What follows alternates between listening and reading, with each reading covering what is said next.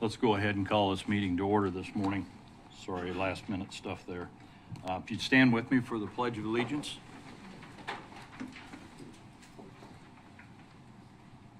I pledge allegiance to the flag of the United States of America and to the republic for which it stands, one nation, under God, indivisible, with liberty and justice for all. Continue to stand if you would. Pastor Craig Whitke from New Covenant Presbyterian Church will lead the invocation. Thank you. Let us pray. Gracious Lord, as we gather together on this March morning with the business before us, some of that business is routine, other business is consequential. But we ask that in all things that we do, that we remember your guiding words for us. That as those called to serve in government, that we serve with diligence and we serve the people. That the people being served, that we respect and honor our elected officials and pray for them. We ask now that you be with us as we come together in this meeting. Guide us in our conversations and in the business at hand.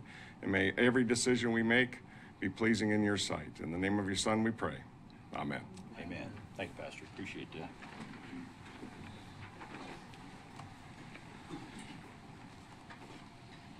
Well, thank you for being here. I appreciate your attendance this morning. Quite a few things to go over. If there's anyone here that happens to be here for public comment this morning, you're welcome to come forward to the podium, and you have about 5 minutes, and state your name and who you are, where you're from, that kind of a thing. So.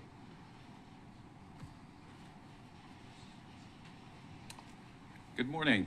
Casey Swartz, 207 Buckskin Road here in Hutchinson. In your agenda documents, there's a section labeled Comments Received After the Public Hearing was Closed on November 9th. It's dealing with solar energy systems. Detailed comments I submitted to the Planning Commission last November were somehow left out of this section. I put considerable effort into producing those comments, so I contacted staff last week to remedy the situation, and I hope that you have received a copy of my comments. Now I'd like to focus on the solar conversation from your last meeting. This doesn't have anything to do with today. It's from your last meeting.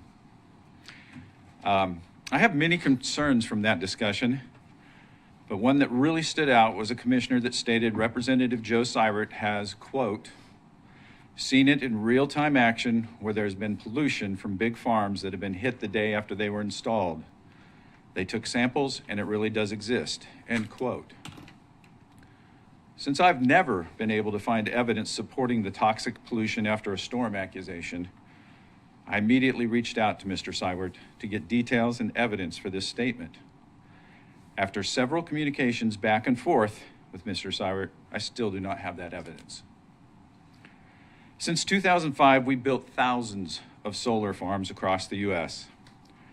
If water pollution, GPS interference, airwave pollution, panel toxicity, panel fragility, and other accusations were an issue, we'd have empirical evidence of it by now, but we don't. Through many hundreds of studies, we have exactly the opposite. Our county faces many challenges: aging infrastructure, population loss, dwindling water supplies, economic decline, vulnerability to wildfires, a warming climate, and so on. Solar farms are not a challenge. They are an opportunity. Solar farms of all sizes are quiet. They don't cause earthquakes. They don't pollute our water with nitrates. In operation, they don't pollute our air with particulates and other pollutants. They don't produce foul odors. They don't use vast quantities of water. They don't leak underground, resulting in explosions and death. They are tough, but if damaged, panels pose no detrimental impact to their surroundings. They benefit our community and our energy security. As a society, we seem to have stopped listening to experts. Emotions and politics seem to have taken precedence over facts. But it doesn't have to be this way. Picture, if you will, a Reno County that embraces renewable energy. Imagine several wind farms and a couple of solar farms filling county coffers with $4 million a year in pilot payments. Landowners would reap a similar amount in lease payments, stimulating our economy. Local seed companies could be researching and supplying crops best suited for local agrovoltaics. Local manufacturers could be involved in building and exporting solar trackers and racking components. HCC could assist with research into low-impact solar installations. The possibilities are endless. The economic benefits undeniable. Now to wrap this up. In my opinion, solar farm bans are anti-fact. There's ample empirical evidence to show that solar farms present an incredibly low risk to the environment, lower than agriculture. Solar farms make great neighbors. In my opinion, solar farm bans are anti-farmer. Property rights matter. Solar leases can be a lifeline to keep land in the family and support overall farming operations. Kansas farmers are proud producers, whether it be grain, livestock, or energy. They should be allowed to use their land to produce without unwarranted governmental interference. In my opinion, solar farm bans are anti-taxpayer. This commission aggressively looks for budget cuts and cost savings. I appreciate that, I really do. Yet, lacking compelling evidence, you may be willing to turn away millions of dollars in income and economic development. As a taxpayer, that directly affects me. Thank you for letting me share my concerns. I do not believe it is possible for me to change minds, but I simply cannot remain quiet. The future is too important. Thank you. Thank you, Mr. Schwartz. Appreciate that. Anyone else here that has public comment this morning? All right, thank you. Seeing none, we'll move on to agenda item 5. Any additions or revisions to the agenda this morning? Move to item 6, consent agenda. Questions or comments on that? Not. Somebody want to entertain a motion to accept the consent agenda as written? I'll move to approve the consent agenda as presented by staff. Is there a second? Commissioner Bogner seconds that. Any further comment? Not? Roll call? Commissioner Bogner, Yes. Commissioner Friesen, Yes. Commissioner Weitzel, Yes. Commissioner Hurst, Yes. Commissioner Parks. Yes. Motion passed 5-0. Appreciate Daniel being here, not being here. Wherever you're at, Daniel. I'm here. Item 7A, umbrella proposal, travels insurance. I see Mr. Fee is here if you'd like to present that. Thank you, Bob Fee with Fee Insurance Group at 2920 North Plum. Per the, I believe it was the December meeting when we were discussing the insurance and Commissioner Weitzel asked about excess or umbrella coverage. And I asked for, how much, and I think you actually said 10 million. I mean, if we can get it, we cannot. So sorry it took so long even to get a proposal in front of you. They did need to, one of your large exposures at the county for liability and mainly for liability is the jail. And so Travelers wanted to do a reinspection of the jail, which they hadn't done in a number of years, to really look at the processes, procedures, how it functions and so forth before they would offer anything. And that, I believe, happened in January, and then it took them a little bit of time to put together their proposal. The most they would do, the most they would offer is $3 million, and that was what the quote is. It's just under $50,000 for $3 million in additional umbrella liability coverage. That coverage goes over and above your general liability, your business auto liability, and some of your management, not all of your management liability, but some of the management liability exposures. So I extrapolated from that. They did not quote a 1 million, but I contacted the underwriter and said, am I fair to say that we're at a $15,000 to $17,000 premium if we go to $1 million? And so that's basically the proposal, and I would try to answer any questions you may have. Any questions? Yeah, I mean, I think it's something we seriously ought to consider. This is for that kind of protection. I know we've had some accidents in the sheriff's department in the past, and with ride-alongs and things like that. And I mean, being a government agency, we do have some liability protection, but at the same time, this seems like a prudent step for as little as it costs, whether we do $1 million or $3 million. The Kansas Tort Claims Act Right. does protect you, cap Right. at $500,000. There are a lot of things that could happen if it's brought to federal court. That is thrown out. So any Americans with Disability Act or any federal offense that may be brought the Kansas Tort Claims Act would not apply. Right. What is our current liability policy? You have $1 million, $2 million aggregate and $1 million per occurrence. I would like to know what, if I could put you on the spot, Patrick, what your feelings on this are. Well, I'm glad we had multiple people mention the Kansas Tort Claims Act, so I Yeah, didn't have I to. was But, going to. So it's a different, our liability does look different than a business's would. I guess from legal's perspective, because I don't have a crystal ball, the more coverage, the better on my end. I completely, of course, insurance is right. The jail's the biggest source of exposure.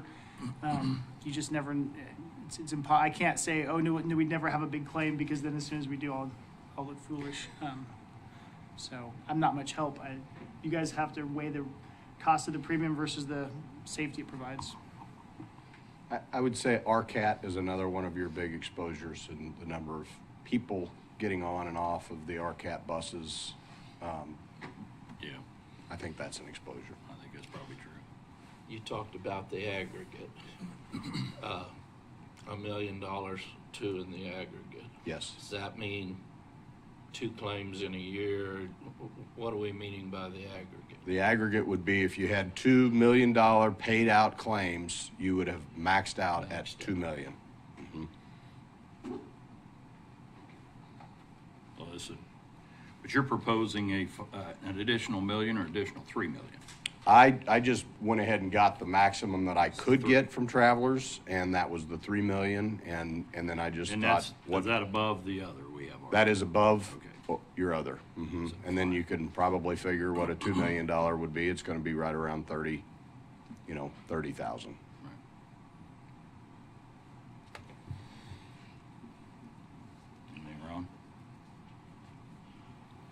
I tried to get through this, okay? And so, I guess my question is, and I saw some that were also just the $2 million in there. Was that additional? You saw, I'm guessing you saw what we are going over. Okay. So if you look at that page 3, yeah, right there, it tells you what lines of business they're going over. That umbrella would be excess coverage over, and it would be like $1 million. You've got $1 million on your auto, so it would be, if you bought An the $3 million, additional? it'd be an additional $3 million over an auto claim. Just like the general liability, the employee benefit liability. Correct. The limit I see is 1 million and 3 million. Just looking. On the I was just looking at, say, general liability, the employee benefit. On the employee benefits liability piece, yes, that's $1 million and a $3 million aggregate. Total aggregate, okay. Yeah, and then Gotcha. if you look at the law enforcement liability, that's a $2 million per occurrence with a $2 million aggregate. So that's maxes out, and then you've got the public entity management liability is $1 million with a $2 million aggregate. Yeah, So that's what it goes. It's excess of those. It Yeah, doesn't increase the law enforcement liability. It would be over that. Yeah, Okay. if I may, I think I can answer your question. Ron, these are the coverages we already have. Right. Liability umbrella would be in addition to the coverages stated. These are underlying requirements, so you have to have at least this much in order to be able to get an umbrella. But then that coverage goes over top of the what we already have.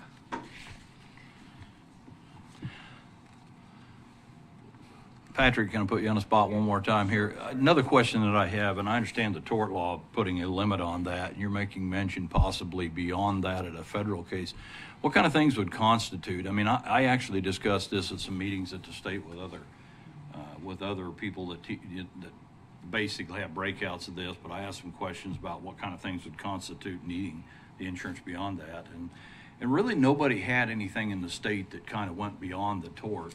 What kind of things would drive that to maybe a federal court or something, if you don't mind? You know, I think they are fairly rare, like as you acknowledge. Violation of some sort of federal law, civil liability, some sort of federal. You see a lot of people trying to get into federal court in terms of either having a victim or an alleged victim who's an out-of-state person who could claim two different states and try and get into that way. Or violation of some sort of like civil rights would be the second one. Civil rights cases don't tend to have the huge dollar amounts, but they can. It just depends what happens.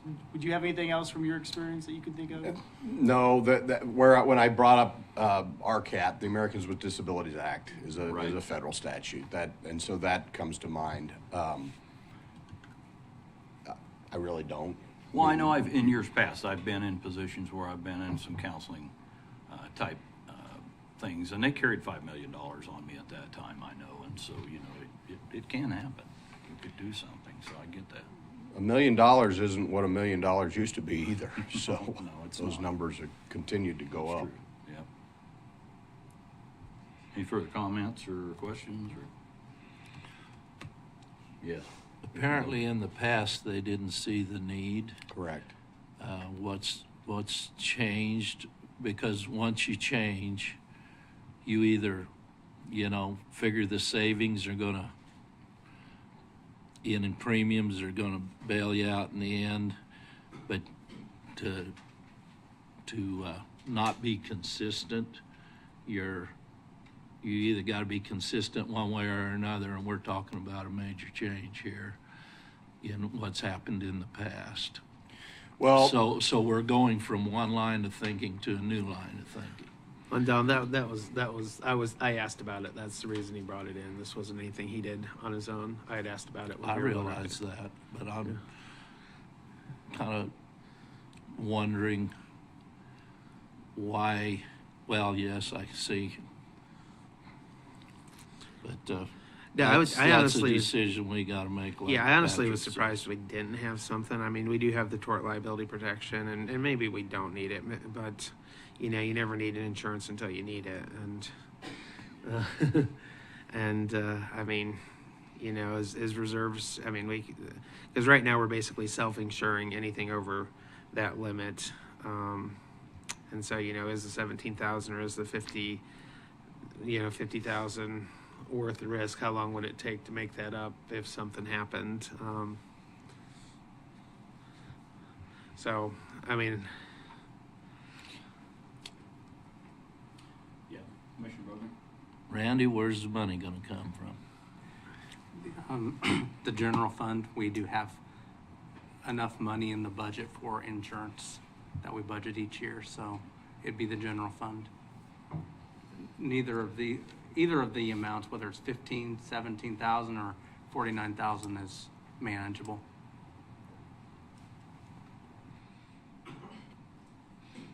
And what's been our present? Have we ever come close to reaching this? I know one single item could get us there. Yeah, no, sir, we We have know not. that. No. I think there've been some claims, and they've mostly come from prisoners that I've seen that are wanting large sums, but they have not. That hasn't happened. Commissioner Friesen, you still there? Do you have any comments here? Yeah, I'm here. I don't really have any comments, and generally feel like it's pretty important to have enough coverage like this. So, I mean, I'm not sure whether it's 1 or 3 million more, but I'd support something. Okay, I appreciate that input. Well, any additional questions or comments? no, I think I'll move to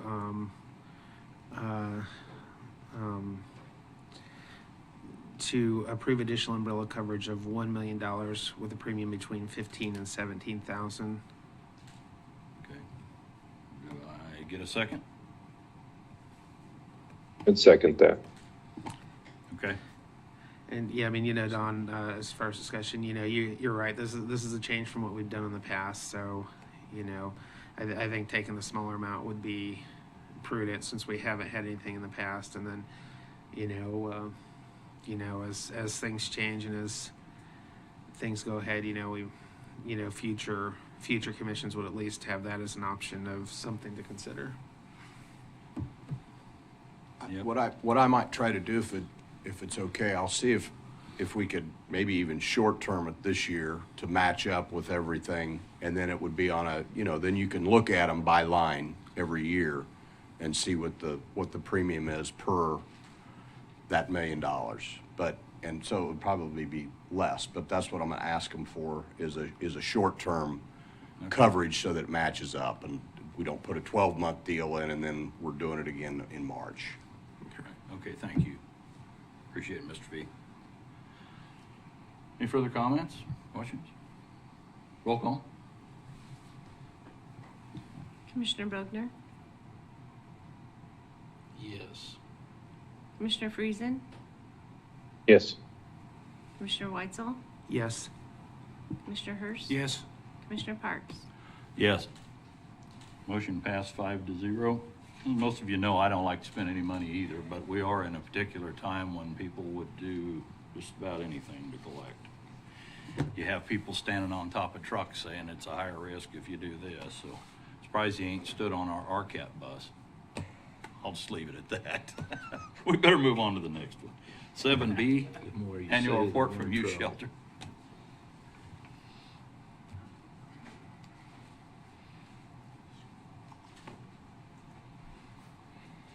Oh.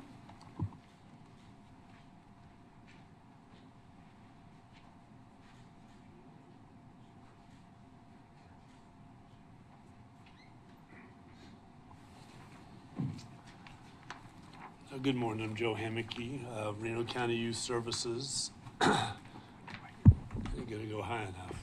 You hear that? Okay. Yeah, we need a step stool for the podium. Yes, sir. I'm Joe Hemmicky with Reno County Youth Services.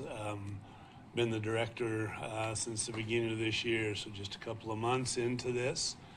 But I gave you some numbers in there for you to look at, but I know some of those can be a little mind-numbing, so I'll try to make a little sense of some of that, but give you a little idea of what's going on at our facility right now. We are housing on our emergency shelter side.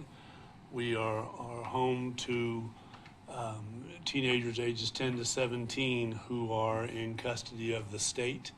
All the youth there have a caseworker through St. Francis or a couple of other organizations.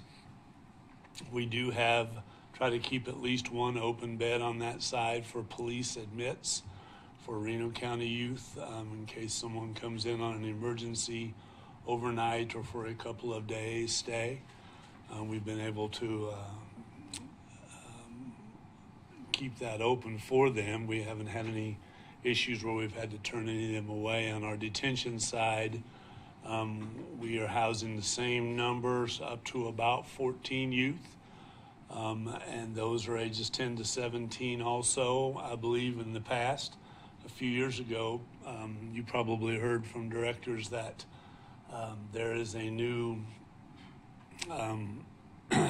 what they call an assessment, a KDAI. It's a Kansas Detention Assessment Instrument, which determines if youth are allowed to stay in our detention facility. That's been key because the level of felonies are very high level felonies that we're holding in our detention center. Right now, there's just a couple of them from Reno County, but we serve all counties here from out to basically here to Butler County on out to the border to Colorado. There are a couple of other facilities in Kansas that house youth also, but our numbers have been pretty consistent, up above 10 here for a little while. We certainly have our challenges. As you can imagine, with 13 or 14 teenagers living under one roof there on the shelter side. We have been doing this year, we have been advocating for all of our youth in our shelter to attend public school, which we've been able to do with the exception of one, and he's been going to school at the shelter. Some of their workers like them to stay at our shelter and go to school.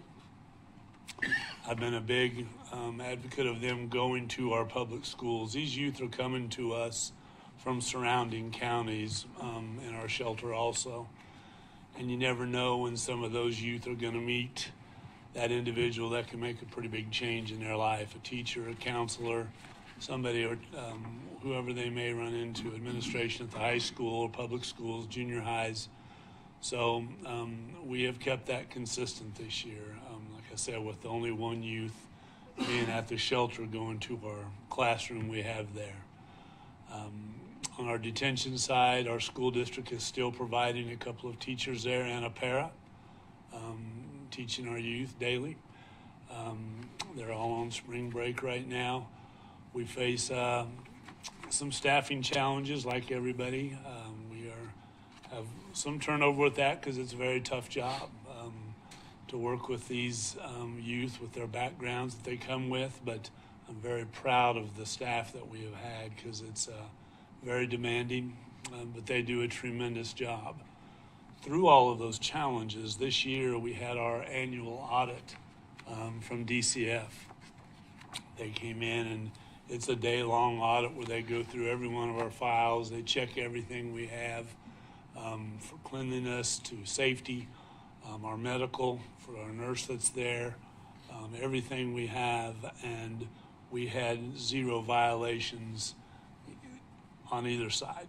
So perfect report from DCF. So through all those changes we go through, our staff are able to maintain everything at a very high level. I'm very proud of that because we have not and never will lower our expectations. So I'm very proud of the facility and that we can assist youth in Reno County as well as the surrounding counties. I don't know if you have questions about any of the numbers, but looking forward on our trying to make some cuts when we can. You know, we've hired a couple of new. We have a food service administrator and a cook that have been working very close with, and we have about 4 different agencies that we are in conjunction with, buying all the groceries for. That can get pretty expensive, but between the 4 of them, we've been doing really well, keeping those costs down. We are receiving funds from the state also because we participate in the school lunch program, which means we are on the same program as obviously as USD 308. And so those funds go to our lunch program only. The other ones we provide through a breakfast and dinner through our own monies. So, any questions on any of that? You had. You got something? Go ahead, Ron. Go ahead, Commissioner. You know, I was going to bring this up later, and it's not a question so much as it is a comment. Okay. And I thought since you're here, this would be a good time to bring it up. Okay. I noticed on the shelter parental situation side of the data that you've collected, that I think we're seeing a societal situation here when the highest percentage of admissions and numbers come from 2 biological parents of that person that's inside that needs shelter. Yes. You know, I just, that to me really stood out as something that I don't know what to do about it, but I think as a whole, it would pay attention more to our kids. Then if I look at the detention side, the 2 biological parents of a child here are the second highest. And so I'm not a sociologist, but that just stepped out to me as something that was concerning to me. It is a little surprising. And you know, one of the big things that we face, one of our biggest challenges, and it doesn't explain all of that, there's no real good answer for that, but the mental health aspect of what we face with these youth, those challenges that these youth are facing are increasing all the time. It seems like we have a lot of youth, even in our facility, in shelter or in detention, that meet criteria to go receive mental health on an inpatient basis. There are so many challenges they're facing, and medications, I think the very, very small percentage of the youth that we have there are on some pretty high medications, you know, high dosages of medicines to help them deal with a lot of trauma and things that they've been dealing with. It's pretty tough. What, you mentioned that mental health, does that help, does that come from our local entity that we support? Do they assist in that? In mental health? Yes. Yes, sir. A lot of that goes through Horizons. Yeah. We have some individuals that do. We have a psychologist that comes in to see the youth on an as-needed basis if something is serious that we can't get them outside to inpatient help. In order to go inpatient, some of them have to go to Wichita, some have to go to Hayes, and there is a facility in Kansas City. What we've been seeing, and our biggest challenge on the detention side, is that all these facilities are full. And so when we have a youth in peril, it's needing some help immediately, sometimes there's not. And we've developed, I guess, I'm happy about that, but I'd like them to get more help than we can offer. But we've been able to keep the youth safe for a number of days until whenever these beds come open. Be that overnight, we keep an eye on them every 5 minutes. Our staff does 5-minute rounds on their rooms, 24 hours a day if necessary. So and then we can have our individual come in from locally.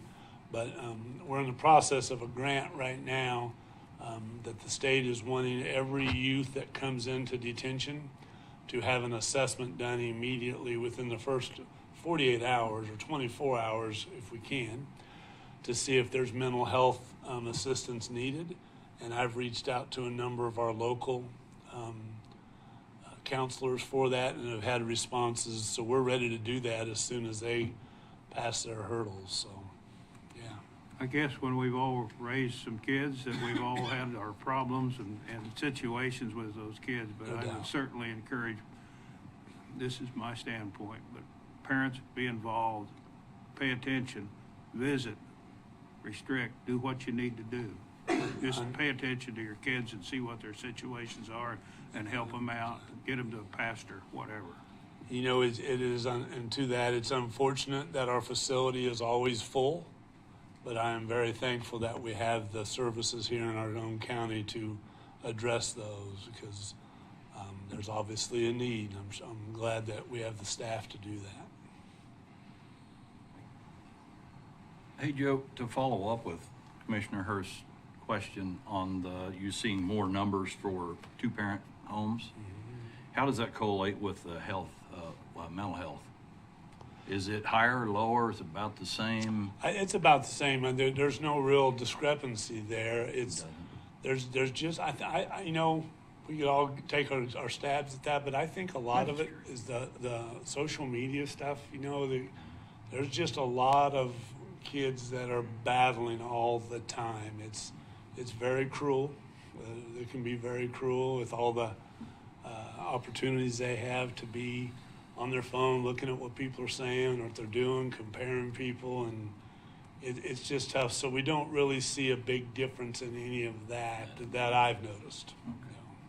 And if I may speak to that, though, I think the underlying assumption is that, you know, there are about the same number, because, like, if there were 5 times as many children with 2 biological parents, then 40 or 21% of them coming from that household would be low. So I mean, we just don't have the underlying numbers to Right. make the comparison I think that we're making today. So I just thought of that. One question I did have, though, is where does the funding come from for out-of-county youth? Is it the Reno County taxpayers that are paying for that, No, or is those it counties pay those for counties that, pay for yes. it? Okay, I was thinking that was the case. Yes, But- and that comes from detention only. Detention, all those ones that we house, all the youth that we house from other counties, they're paying $150 a day per youth. The juveniles who are in our shelter, that comes from the state because they're in custody of the state. So they are paying us, and that's $214 a day for those shelter youth. Commissioner Bowden? I was going to ask John's question. Okay. But I've seen where the local ends up paying a larger sum than they're charging the outside. Is that $150 you talked about per day a fair reimbursement for the cost that Reno County is putting out? I've seen some organizations where the home organization ends up taking the slack because they haven't looked at the numbers, and the amount they're charging for outside people to come in isn't what it should be. Yeah. Has anybody looked at that recently, or is the Reno County taxpayers becoming the source of income for several different counties or areas? I'm just asking if there's been a study and that is a fair market value for what they're receiving. Yeah, it is. There are one of the decisions we've made on the detention side is that there's a few detention centers have closed down in the last couple of years, just didn't have the funding to do it. So some of them that are still open now aren't charging at $150 a day.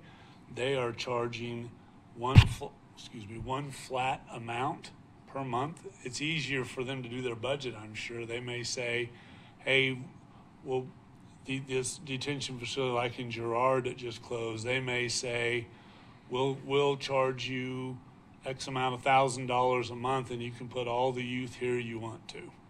That's all. You just have to pay us that amount, and then your county can send kids here. I think that may be why some of them close, because that's, you charge a certain amount, you may not hear from one of those counties for a long time, if they don't have it. So that 150 a day, that number hasn't changed in a long time.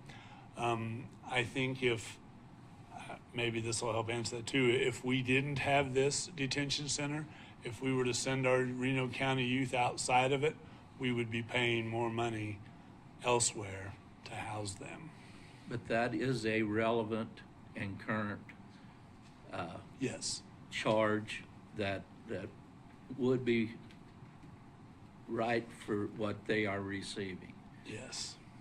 Reno County isn't picking up the slack. Now, most of our youth, I mean, I have a book with the percentages, but the majority of our youth are from out of county, and they're paying. So the ones that we do have to pay, it is a fair amount for our Reno County youth. As long as we're being compensated for what we're offering. 100%. And that's the big question there. We're starting to prepare our new budgets. I know you're already into it. I am. So if there were to need to be a change, it'd be a good time to do it. 100%. You betcha. Understood. So thank you for your answers. You bet.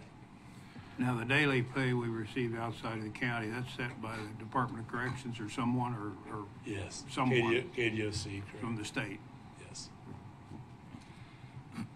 Not a whole lot we could do there then, evidently, so. Oh, Any other comments or questions for Mr. Hemke? Well, if not, thank you, Joe. Appreciate it. thank you. Thanks for the information. Keep up the good work. Thank you. Item 7C on the agenda, Reno County Health Department aid, or it's an aid to local grant application. And then also KDHE Healthy Families Pass-Through Grant. A couple different amounts there. I'll let Carla speak to that. Good morning, Commissioners. Carla Nichols, Director of Public Health. So you have a couple of grant applications that we're applying for. So the it seems odd, but the aid to local, that is our one time to receive all of our state funding for all of these different fund programs. And of course, this is for plan year July 1st of 24 through June 30th of 25. And most of the time what we do is we just bring the signature page to you, because this is due to the state, and usually staff are typically still working on those applications. That's why typically we just bring the signature page to you. The signature page does take board approval.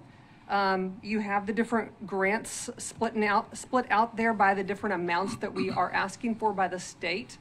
So like the FEP grant, and then also in the agenda item was a breakdown of what those different grants stood for. So FEP is the PHEP is that Public Health and Preparedness. No, you're fine, Randy. Then the IAP was that Immunization Action Plan state formula. The state formula is, I think it actually describes it pretty good. It says, to ensure adequate public health services to all inhabitants of the state of Kansas, the state shall assist in the financing of the operation of the local health department. So that state formula is a formula that's decided by the state and is broken down so you can see which counties get certain amounts. So of course, the amount that we apply for is the amount that is deemed for Reno County. Same on the IAP. The IAP is an amount that is deemed per county, and the amount that you request is the amount that they will fund up to. Family Planning Grant, MCH is our Maternal Child Health. Child Care Licensing Program, that is for our licensing child care surveyors that we have. And then the CDRR is the chronic disease risk reduction grant that we get from the state of Kansas.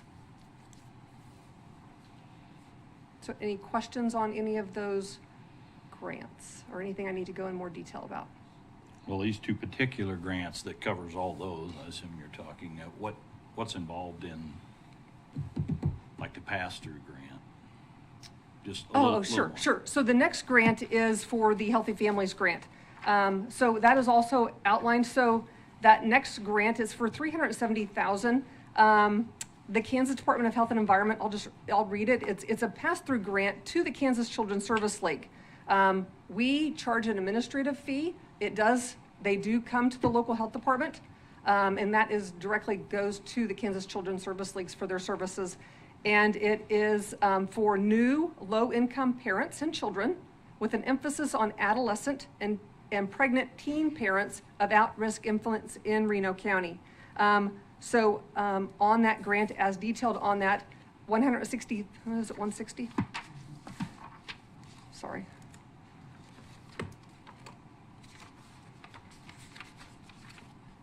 Yes, 160 comes from the state, and then the other 160 comes through our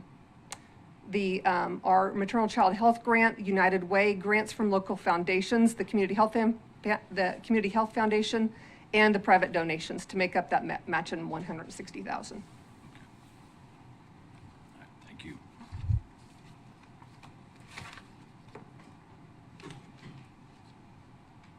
Are you all done? Yes, sir. Okay, questions or questions? comments? Sorry. You just stopped. I want I'm to make sorry. sure questions or I'm comments. sorry, are there any Anybody? questions? John, Commissioner Weitzel. Okay, so you were kind enough to send me copies of the applications for these, and I looked them over, and I really didn't see any issues with any of them other than the IAP. It's still my firm conviction that if somebody's going to get a vaccine, because these vaccines have serious side effects listed in the inserts, that it ought to be at their doctor's office and not through the local health department, especially since we're giving things like the COVID vaccine as well. And so I don't have a problem with any of them except for that one. I just don't think it's the role of government to provide those with the potential side effects that come from people getting those vaccines. And I would also like to note for the public that vaccines are not a requirement if you have a strongly held religious conviction against them, and nobody can question your religious conviction. So if you do have a child that's going to school and you do have a conviction that they shouldn't get any particular vaccine or any of them at all, then all you have to do is let the school know that you have that conviction, and they question your convictions on that matter. On that grant specifically, that helps us fund staff time to provide vaccines for our Vaccines for Children's program. And that Vaccines for Children's program is the program that we are asked to participate in by Hutch Clinic. If you guys remember back to our conversation back in November, you guys asked for me to have a committee meeting with our community partners, which included the hospital, Hutch Clinic, Prairie Star, Horizons, and the Summit, as far as our medical providers in town. You asked for me to visit with them, ask them, and so let me, to make sure I get the wording correctly, because I did ask them a pointed question, because as per your direction, you guys wanted me to double check that our services were needed and they were requested by them. So ask them two specific questions. Number one, does your organization have concerns about the services we are providing? And number two, for the services we are providing, is there another organization better suited to provide these services other than the Reno County Health Department? There were no concerns voiced, and there was noted appreciation for the role the health department serves in the community. The health department was praised for our focus on immunizations and our participation in the Vaccines for Children's program, especially from Hutch Clinic. So Hutch Clinic does not participate in the Vaccines for Children's program. Of course, they're for profit. Again, it makes sense for some other entity if it puts a strain on a for-profit to provide a service, that's usually when it comes to public health and to local health. That's part of this funding, is for us to take care of that need in the community for Hutch Clinic. And that's state dollars that come to like local control. That's why we participate in that program. Oh, no, I understand that. I just, I mean, if something goes wrong, what happens? If they go into anaphylactic shock, or if there's and our staff have been trained, and of course, if there is any issues, the doctor would know that and would not refer them to the health department for their vaccines. The doctor would work with them on providing those vaccines to that child there. Also, our nurses, our providers are trained to respond, to be able to respond in emergencies. Right. So they are trained. We don't like that either. Nobody likes that. We did have several reactions, like when we were at, maybe when we're off-site. But of course, our staff are trained how to handle those, and they contact, emergency personnel if we need to. Okay. Anybody else? Carla, you and I've had conversations. Yes, sir. Some we agree, some we don't agree. But I think you give me some clarity that I'd like you to share before the public, and certainly the board this morning at one of our local meeting or last meetings that we had, because I had questions the same as you did, Commissioner White. So if I had it to do over, possibly wouldn't have vaccinated the way we did children. There's a tremendous amount of them going into their poor little bodies now. Some agree, some disagree with that's a good thing to do, and certainly I stand against. I've never taken a COVID vaccine, and I have my personal opinions, and we're entitled to that. But my question was to you, because we do infectious disease and the series of injectables that we do, could we do away with one or two that we disagree with? And you can share your answer to that, because I want you to, the legal reasons we don't as a health department. And I do appreciate you elaborating on the fact that they come a reference from the doctor. And yes. Not just walk through the door and you decide to give them if they want to sign a form or something. And so we are the partner. Important. Yeah, we are the partner for Hutch Clinic when it comes to that, for those vaccines for children. Plus, our nurses give vaccines all the time. They're very good at giving vaccines. When you get a vaccine or any shot, you want to make sure you have a nurse that's very good at giving shots. And our nurses are very good at giving shots. And so they're well versed. They understand what to look for. They know the questions to ask ahead of time to make sure it's going to be a good outcome.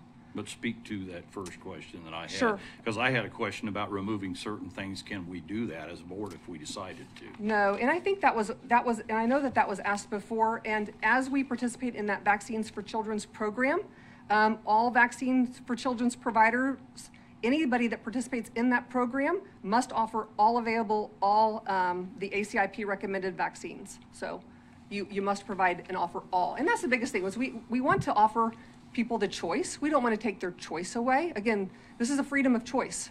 We want to honor that freedom on what people believe.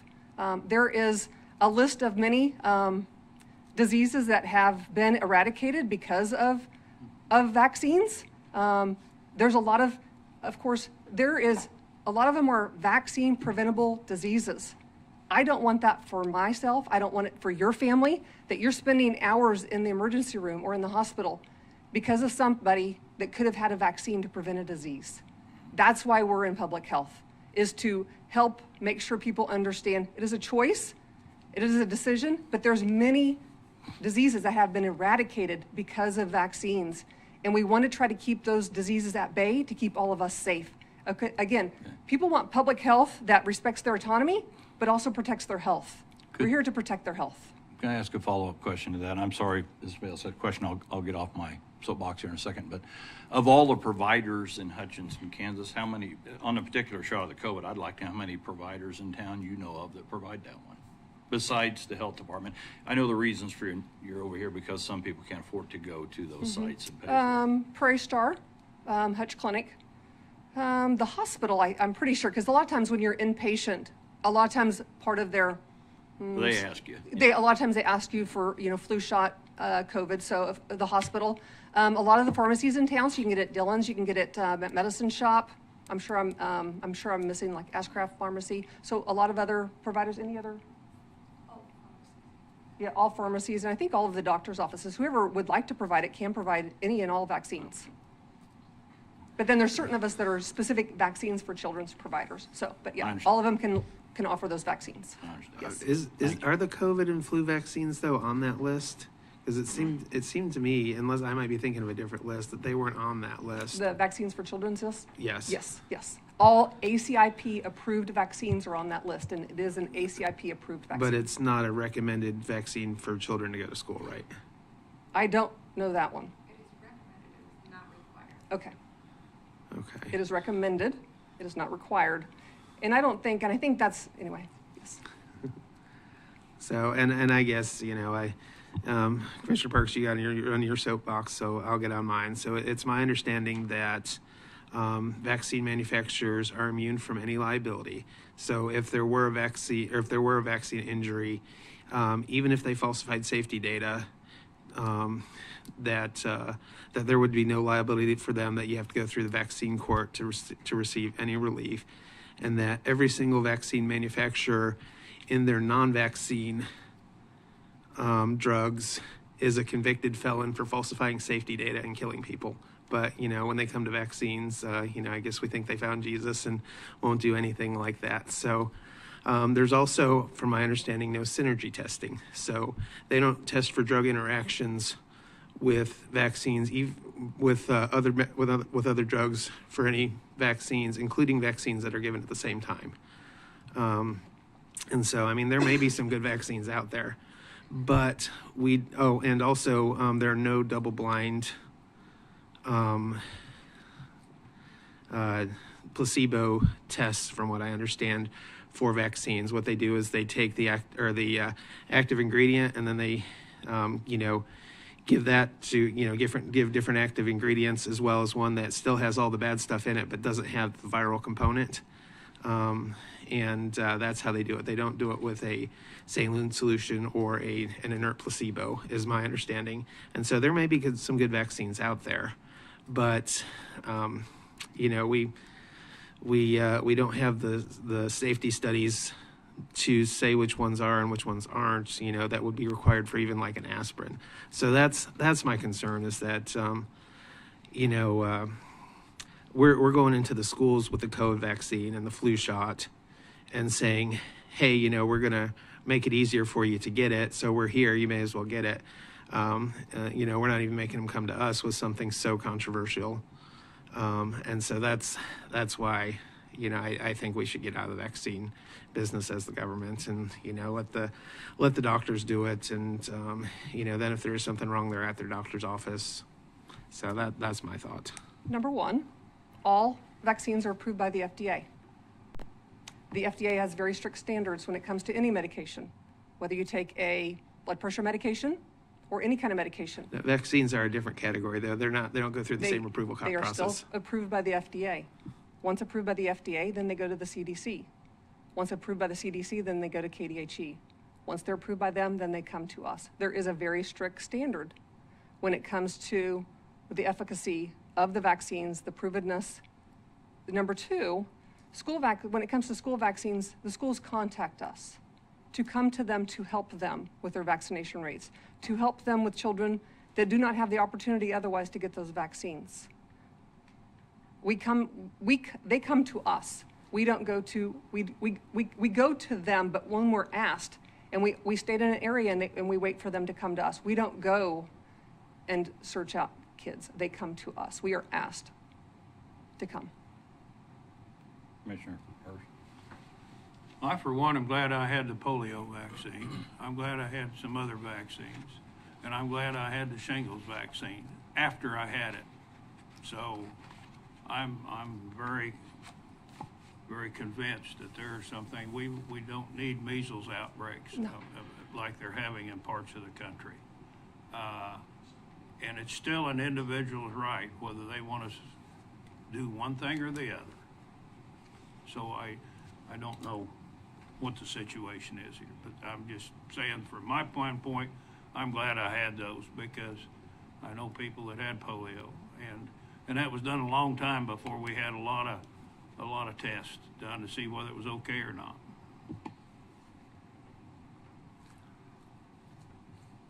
Well, I stand on the side of personal choice, obviously, and I disagree with some of them, but again, that is a person's right. As far as to going into the school, protective measures from just doing a child at random, that doesn't happen, I hope.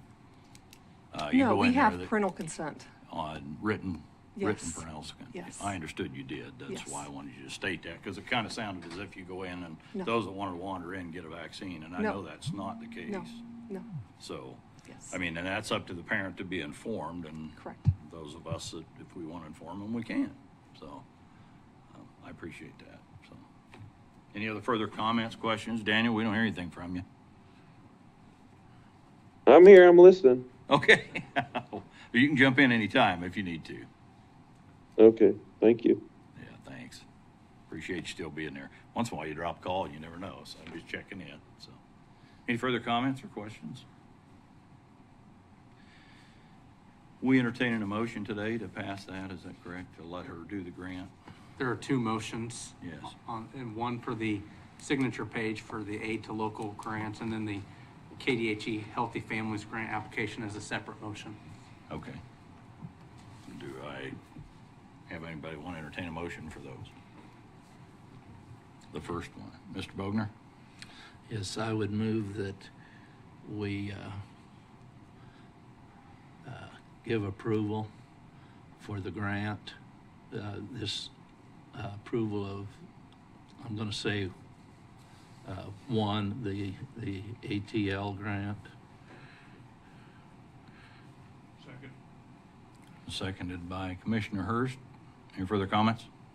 Yeah, so I'm going to vote no on this just because of the vaccine one. I was fine with all the others, but I was told that we couldn't separate it out unless we voted on each grant individually. So I just wanted to clarify my stance on that. Well, I'll just state, I think it may be a discussion for a later date as to whether, I mean, I don't know whether this board would even entertain the thoughts, and it would have an effect on the community of doing away with the immunizations. That's pretty much why the health department, if I can state that, exists, is infectious diseases, as I understand it. Our focus is on prevention and assistance with those other medical providers in town that make sense of where our need is met. And again, our medical providers in town clearly stated that they want us to continue the Vaccines for Children's program and to be that vaccine provider in town for them and assist them. Okay, thank you. Appreciate you stating that. Any further comments? Not, roll call. Commissioner Bogner? Yes. Commissioner Friesen? Yes. Commissioner Weitzel? No? Commissioner Hurst? Yes. Commissioner Parks? Yes. Well, we need a motion to get started on the number 2 on approval of the KDHE Healthy Families Grant application. Someone like to entertain a motion there?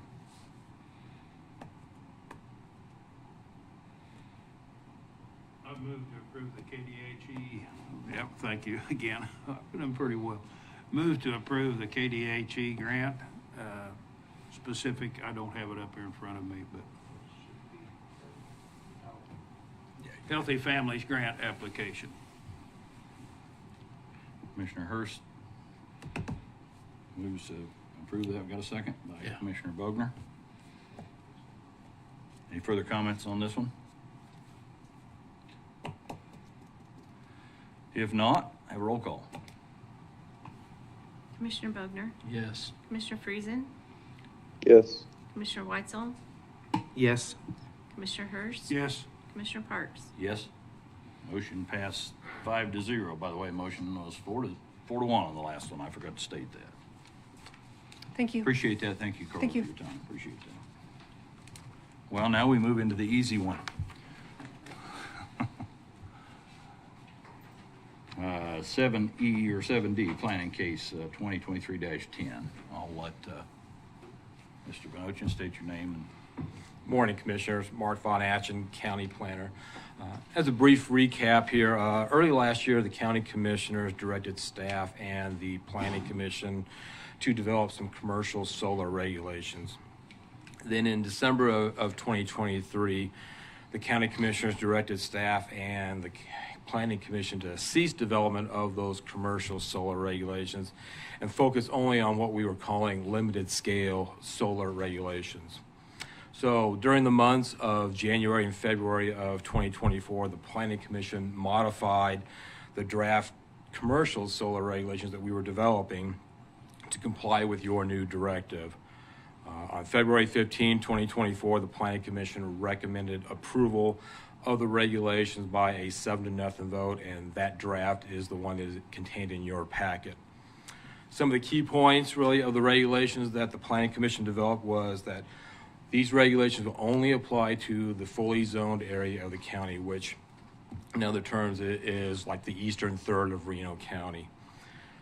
The Planning Commission defined limited scale as 10 acres or less and producing 2 megawatts of power or less.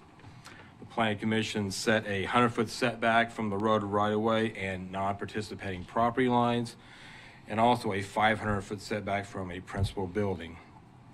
They established a noise level of 60 decibels or less measured from the outer wall of a principal building.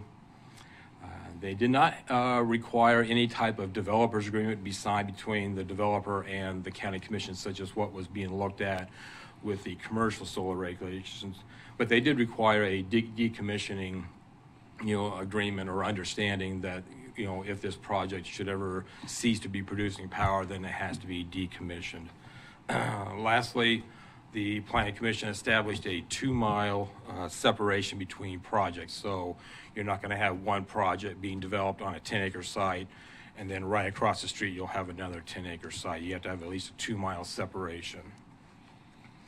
In developing these regulations, the Planning Commission emphasized a lot of the requirements that were put in place on a limited scale solar development that was approved here by this governing body about 2.5 years ago. So they looked at what regulations and requirements we required back then. Obviously, we didn't have anything specific at that time, but they kind of focused on what did we do at that point in time. But they also looked at what type of requirements we also put in place for other types of development that we do for other types of conditional uses, such as like commercial businesses, and they wanted to kind of mirror what we do with those types of developments in these regulations that are before you today. So options for this board today, you can approve of these regulations as they are written, and if you would do that, there is an accompanying resolution that would have to be also approved that would kind of authorize those regulations to be published in the paper and put in place in our zoning regulations. You can certainly deny the regulations. You can also send back the regulations with some specific questions that you have for the Planning Commission to have answers to, and we can bring those answers back to you at the next available meeting. Or if the changes, say, aren't too severe, if you will, you can make those changes yourself and recommend approval of those as well. So at that point in time, I think I'll just pause and be available to answer any kind of questions you have. And also Don Britton, Director of Public Works, is here to maybe answer any questions you may have as well. Any questions? Yes, Commissioner Bowden. If we approve this zoning change or regulation changes, that will lift the moratorium on just these type of facilities and not on commercial? Ben. Yeah, thanks. Relatedly, if you adopt these zoning amendments, then we've prepared a more 7F is lifting the moratorium only for the things that these amendments deal with. In zone. In the zone. And so that would, and what these amendments are is for the, let me make sure I say it right, Mark. We're calling this Limited scale. The moratorium would be lifted on limited scale development in the zoned area only, which is your 10 acres or less, 2 megawatt or less. The moratorium would still be in place for large scale commercial development because we're still waiting a direction from the commission on that. The moratorium would still also be in place for residential ground mounted solar We're still in the development process of that. I believe the direction from the commission was that you wanted to see what the regulations are that the planning commission developed before you would recommend approval of something like that. And so next week we are actually going to be starting that process unless we hear a different directive from this board. We're placing those regulations in a different article of the zoning regulations. And so because we're doing something like that now, it will take another public hearing to be able to put any type of residential regulations in place. Okay, another question that comes and to mind. Commissioners, and then sorry to interrupt. And then the unzoned, the moratorium affects the whole county, including the unzoned. Right. So like Mark said, it's kind of chopping it into I think we're chopping into 3 pieces. Today, we're trying to get the small scale done so that some projects that were in the queue can proceed. Then the planning commission is going to work on residential and come back to you guys with those. And then commercial's still kind of out there, hanging out there. Okay. I do have a couple questions. In reading over the fine print, not the, everybody's mind goes to the solar panels and that's all you worry about. In reality, you're allowing a lot more things.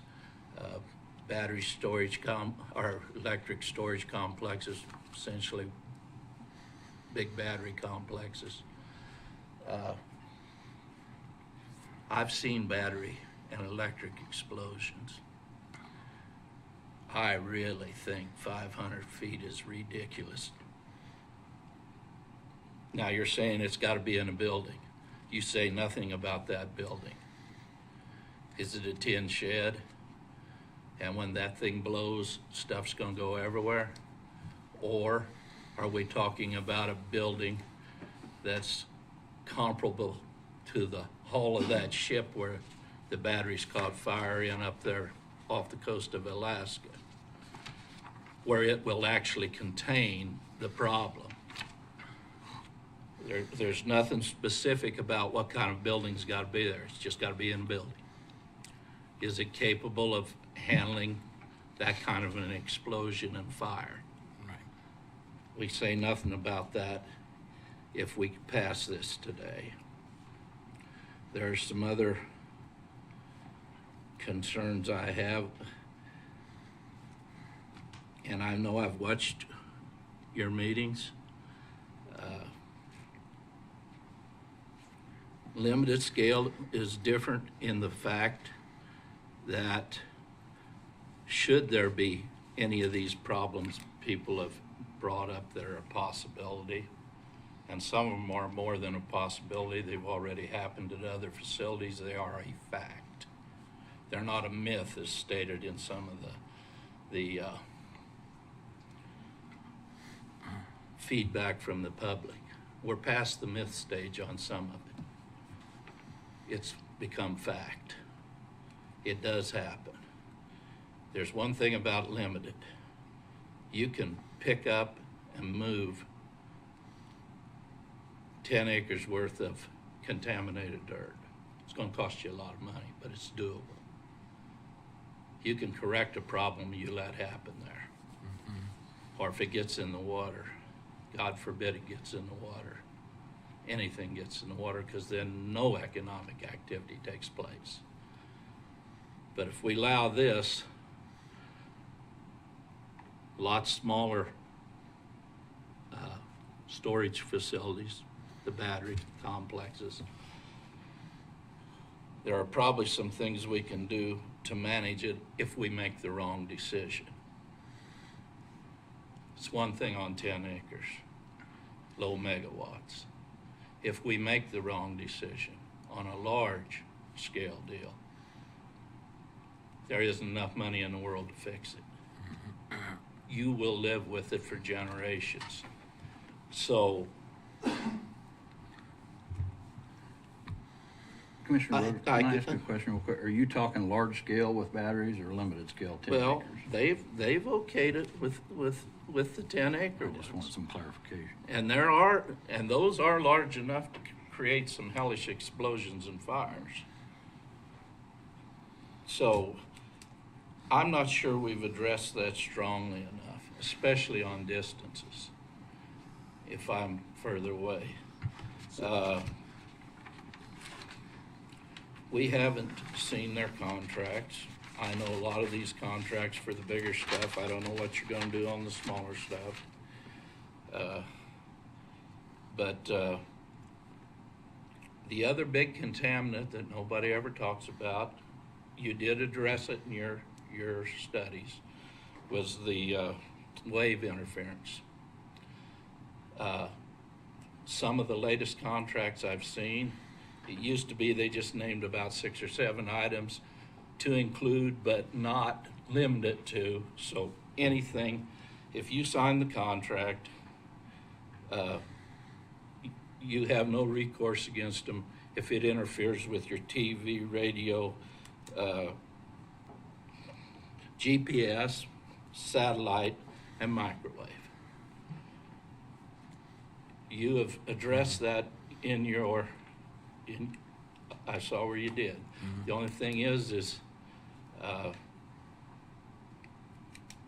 it says that they will correct the problem as soon as possible. And is that for everybody or just the participating landowners?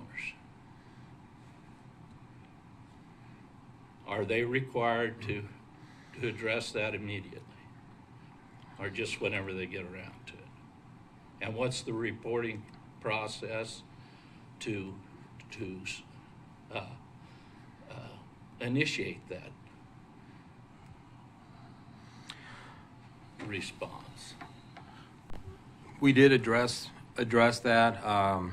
It was a difficult subject to try and put a specific time limit on. We just say, hey, if it's brought to, say, staff's attention, then staff would reach out to the operator of that facility and have them, investigate that, and hopefully we could come to some type of agreement of when that would be corrected to everybody's satisfaction.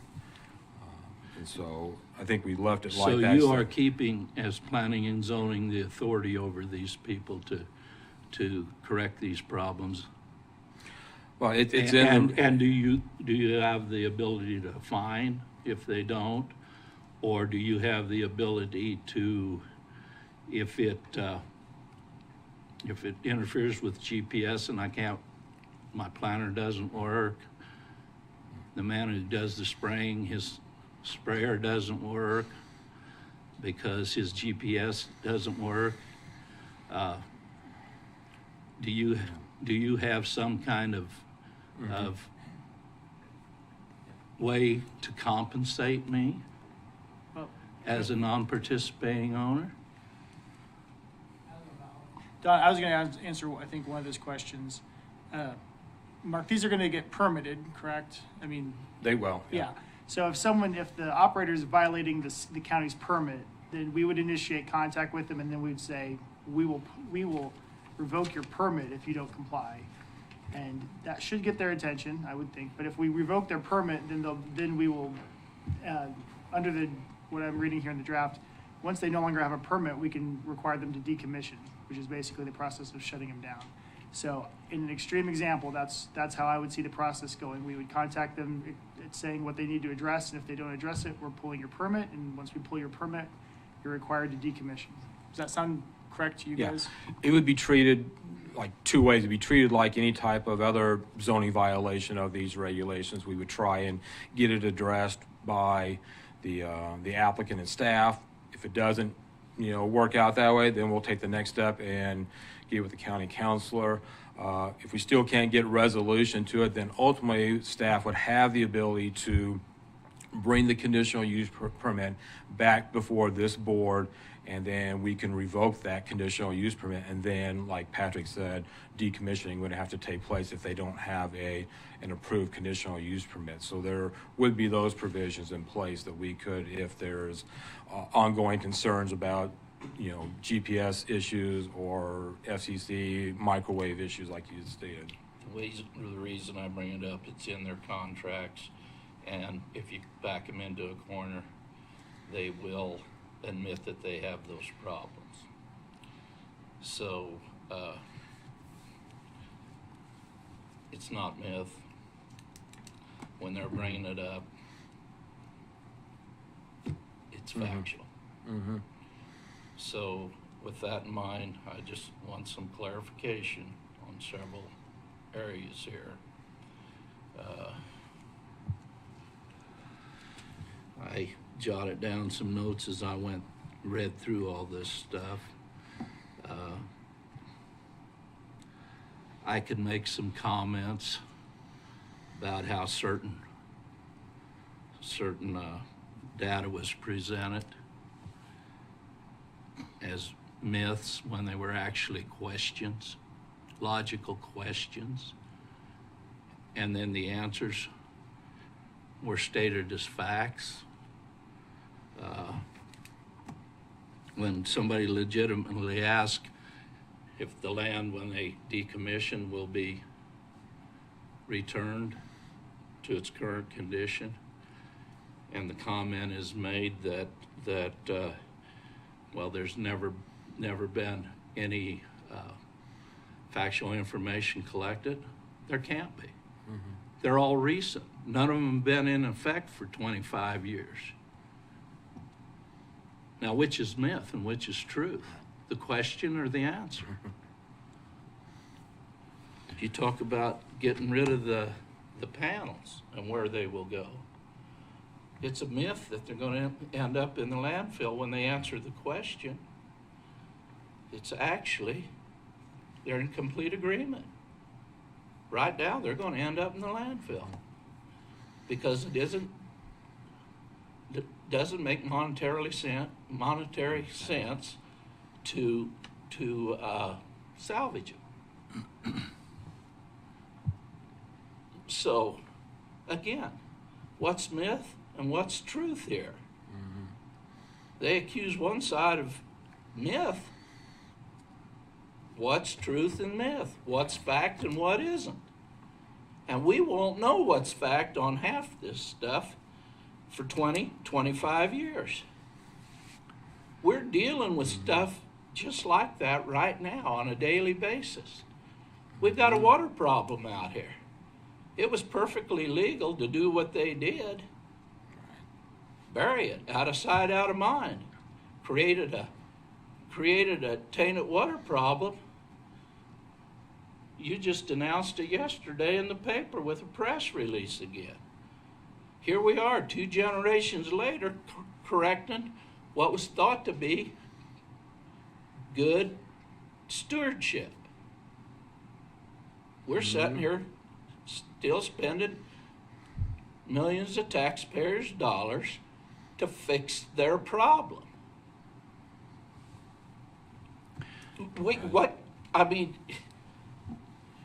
What's safe and what isn't? I can give you 5 examples in 5 different businesses that we thought were safe. The engineers thought were safe. We had regulations and inspectors on site to make sure they were followed, and they still failed. We are just we're trying to decide whether we want them here or not. And none of us has a crystal ball to know what's going to be happening in 25 years.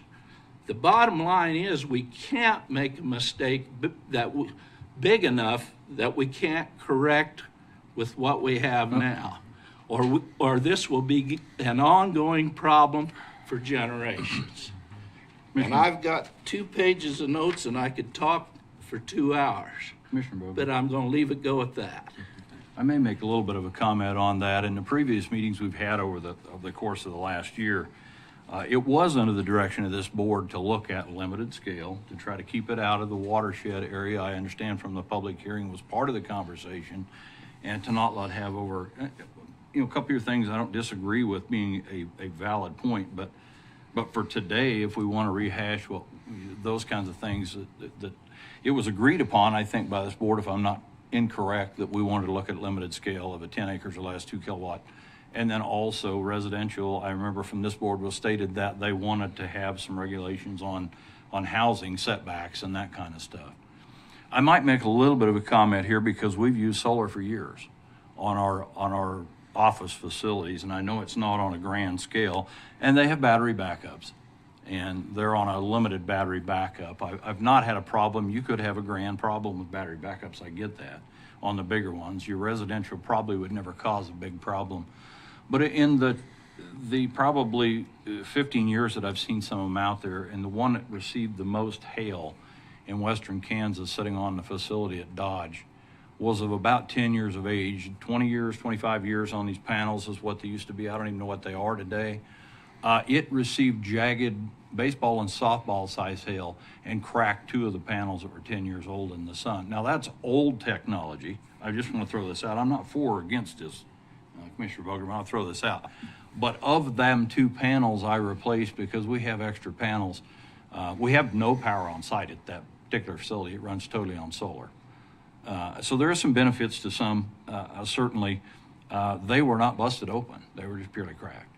And so whether in a rain that leaches out, I have no idea. I don't have that kind of technology information. I know that several people have stated what happens with them, but that's a pretty significant hail to not totally open them up. And so I just want to throw that out for a little bit of conjecture here that it takes a lot to break them, and it can happen. But those were of a certain age and earlier technology that I don't know if you know today whether that technology, they're a lot flatter, smaller, whether that technology is better. And the second question that I wanted to interject there, if you don't mind me jumping out here, gentlemen, is that one thing that didn't come up, and Don, maybe you can allude to this, we've talked, but in the watershed, you stated here a while back that we would have to basically ban pretty much the county to catch that for commercial solar or wind, and I get that because it's a large portion of the county. That really kind of falls under 7F, what we're going to talk about here in a little bit. I believe it does. But maybe is there something in these limited scales with the watershed? That's the only real question I was driving at. The rest of it I just want to throw out there because I've experienced that. There's nothing in these regulations that would prohibit development of a solar farm, a limited scale, in the South Fork of the Nenasko Valley watershed. So Planning Commission looked at that issue because it was something that was brought up, and they reviewed the maps that Mr. Britton had provided to them, and you have that same map of the watershed. Right. Ultimately, the Planning Commission decided not to enact any kind of prohibition within the watershed. Was that on the direction of the public hearing or this board, or do you know? The water to allow the small scale solar. No, it was their direction as the Planning Commission discussion. It was a topic that was brought up, I believe, listening to previous conversations with this board, but it was also brought up at the public hearing. So it was kind of a combination of both, but it was something the Planning Commission really had wanted to address as well. And was there a need or desire to prohibit it in a portion of the watershed? It was if you watched our tapes, then it was probably a 45, 50-minute discussion on, do we prohibit it? Do we not prohibit it? Or if we do, where do we do it? How do we define that area? I challenged the Planning Commission that if you wanted to go that route, that you need to give me some kind of definitive boundary on where you want to prohibit it. I don't think just saying the watershed is good enough because there's not a legal description or anything like that I can communicate that to utility companies and say, no, you cannot put it here because it's in this watershed. And so ultimately, at that discussion, they decided not to prohibit it in the watershed. But that's based on both conversations here and public comment that looked like the majority would allow that? Yeah, they would allow it, and they would, put it this way, they would review it during a conditional use permit process like anything else. Right. And so if there's some overly concern issue with that, then they would have the ability, this board would ultimately have the decision to approve or deny that type of application. What's the legal application to that look like, Patrick, if we start cherry picking? Well, I mean, the goal of zoning regs is to follow the regs, right? I mean, right. At the same time, I mean, the conditional use permit is really zeroing in on not just the concept, but you have something to really, you're not just thinking conceptually what it would look like. You have very specific, this tract of land, how would putting a limited scale solar work at this spot, it's kind of just like anything else. There's good places for big box retail stores and there's bad places for big box retail stores. I don't know any other subject. So what you don't want to do is if you allow the regs, once you have regs, you need to try and follow them and allow it. And if the permit application fits the regs, you should pass it. But at the same time, you're not just giving up all control. You're still going to have the chance to review those permits and make sure they make sense for Reno County. And I don't want to speak, I'm sorry, I've been talking so long. I don't want to speak for you at all, Commissioner Bunger, but back to the subject of containment on batteries in a building. If that's something the board so choose to move on, you're going to go back and work on residential. Is that a hard fix, easy fix, if we wanted to make it more of a block wall containment or something? Yeah, I believe it's a difficult fix for the reason being that we do not have building codes, in this county, and so I'm not a building inspector by any means, and so right. What does a building look like to contain an explosion? The Planning Commission did look at that because I had initially put in there. Put it in a building. I thought it's better to have it in a building than just sitting out open with no protection. And I left it at that, challenging the Planning Commission to come up with some type of standard for that building here. Without building codes, nobody's a certified inspector, so we don't know. And so it was very difficult to determine what type of building to put it in. Right. What type of explosion are you going to? I think in this case, if a battery storage facility was going to go on a limited scale facility, it's obviously going to be a conditional use permit. Part of my process is to send notice of that to various departments. And so in this particular case, I'm going to send it to the fire district. It's also going to go to my colleagues at emergency management. So I'm going to rely on really their expertise to review that application and make recommendations on what maybe type of building should be placed, on there to contain that facility out there. And that's where I would focus my review of that is based off of what they're saying that building should be. And we could easily put a condition of approval on there or ask the utility company to modify their building or better explain what that building will look like, and will it contain a fire for 1 hour, 2 hours, 3 hours, or what type of explosion would it contain, if anything? So that's where I think, the Planning Commission struggled with that concept. I struggled with it because I'm not an expert in that field. Right. And so that's where I said, let's put it in a building and then rely on our... But it sounds as though there's some fail-safes in place that it's going to go through those hoops. I would hope so. That's where I think we develop the regulations, because other departments that have expertise in that field would give the opportunity to review, and we would hope that they would respond to that opportunity there. Commissioner Hurst, you got something? I was there when you were discussing at the meeting, when you were discussing the building. I think if you're going to do it afterwards, why wouldn't you have spent some time, quite frankly, and done it ahead of time so you'd have that information? You could have saved a lot of time by the Planning Commission if you would have reached out to these different entities to find out what it would have been, and then that could have been easily put in there, whether it was concrete structure or what. That information would have saved a lot of time, and you wouldn't have to do it on a second time. So I'm just saying, maybe that should have been done and not made their decision, but to bring them direction as to what the authorities say or not say with regard to that. I think that would have saved a lot of time and discussion and a lot of time afterwards if you would have just researched that ahead of time, and because you knew that was probably going to come up at least before the next meeting. And so I would just suggest that if something like that occurs again, that maybe some research is done ahead of time so you could have some answers for the Planning Commission, because I was there and I spent a lot of time trying to decide whether to put in a rock building or would have put in a wood building and stuff. And on top of that, you would have information with regard to how many feet away that gravel needs to be and non-combustible needs to be. Might have, just as a future suggestion, do the research ahead of time and give the Planning Zoning Commission opportunities to make that decision then. And I do appreciate all the time and discussion that the Planning Commission took on this limited scale after we basically apologized for changing directions a little bit, but most of the things you had in place already was pretty adaptable to this. My questions are more specific. It was mentioned in there that there's special flood hazard area, and I didn't see a definition for the special flood hazard area. And then when I went down to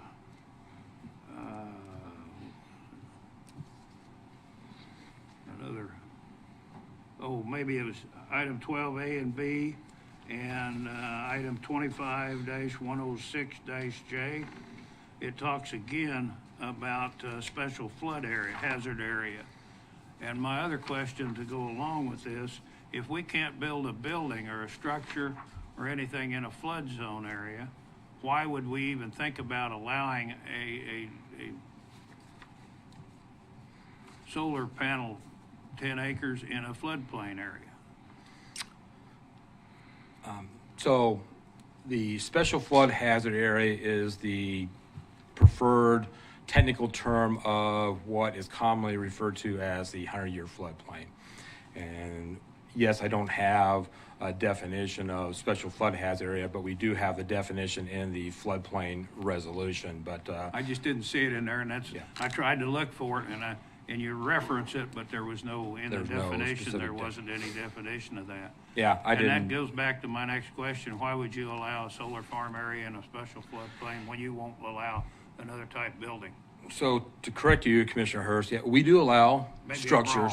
Yeah, we do allow structures to be constructed in a special flood hazard area, 100-year floodplain, with floodplain development permits, and those permits are always required at the local level.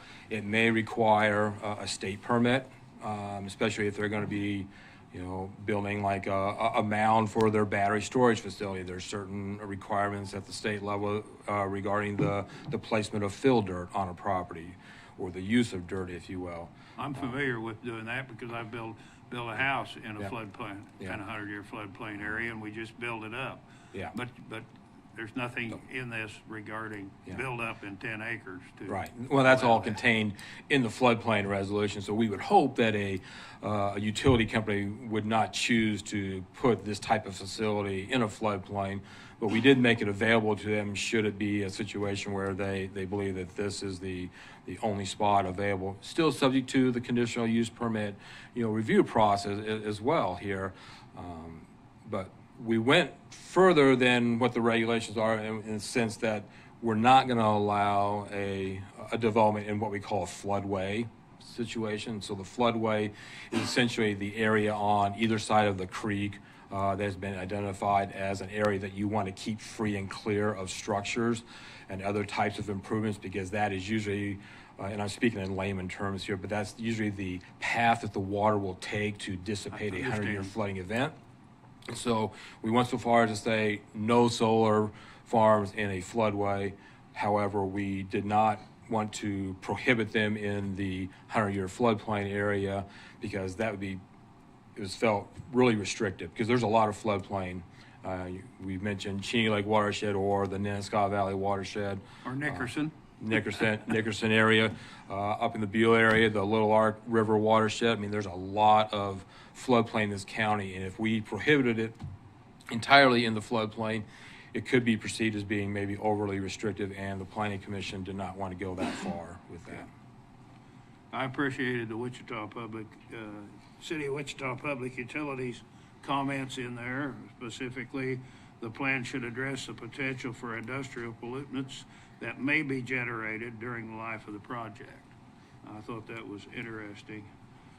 I think some of the other things that we talked about was, and I know there was discussion on third parties at the meeting, and I think the commission was basically said that the electricity generated from small utility solar projects is basically intended for the use of Reno counties rather than going to Southwest Power Pool or another large entity. You can help correct me on this, okay? But I thought there was a little bit of discrepancy between the two in Article 25-105, Article 2A, and 108-1-B. And it had to do with the grandfathering clause. Does the 2 mile area then take care of that discrepancy in there? Where there is one already established that's grandfathered in? If it's, 25-105, Article 2A. There's one already grandfathered in without a ban or larger than 10 acres, 2 megawatts. You know, I wondered if 108-1-B didn't take care of that. There's already one grandfathered in, and it looked to me like in that first statement there was one that could go next to it, and so that's. you said, Commissioner, 25-108? 25-105, Article 2A. Yeah, 2A. So, yeah, so any type of facility that's currently been approved or operate right now would be grandfathered in and exempt from these regulations. And so, yeah, so then if they're exempt from the regulations, can you go in and put another one yes, next to it? you'd be able to put another one next to it. Yeah. But yet, 25-108-1B says a limit within 2 miles of a new. For new facilities, So in essence, if I wanted to have 20 acres out there, I already had one approved, I could put another 10 acre next to it. you could put another one next to it, and then at that point, according to the regulations, you would not be able to put another one in except at a 2 mile radius. So I don't think that makes sense to me. We're limiting it at 10 acres and we have a 2 mile radius, but yet I can stick another one next to it. there's not too many of them out there right now, but yeah, if there is one out there or approved, then we can't make them meet the regulation that wasn't in place at the time. And so these regulations, if adopted, would be for anything going forward. Now, that can certainly be modified. We could certainly put a stipulation in there if this board chooses to say that. I would think if our reason to do this is limited to 10 acres and within 2 miles radius of another one, I'm not sure that really makes a lot of sense to me.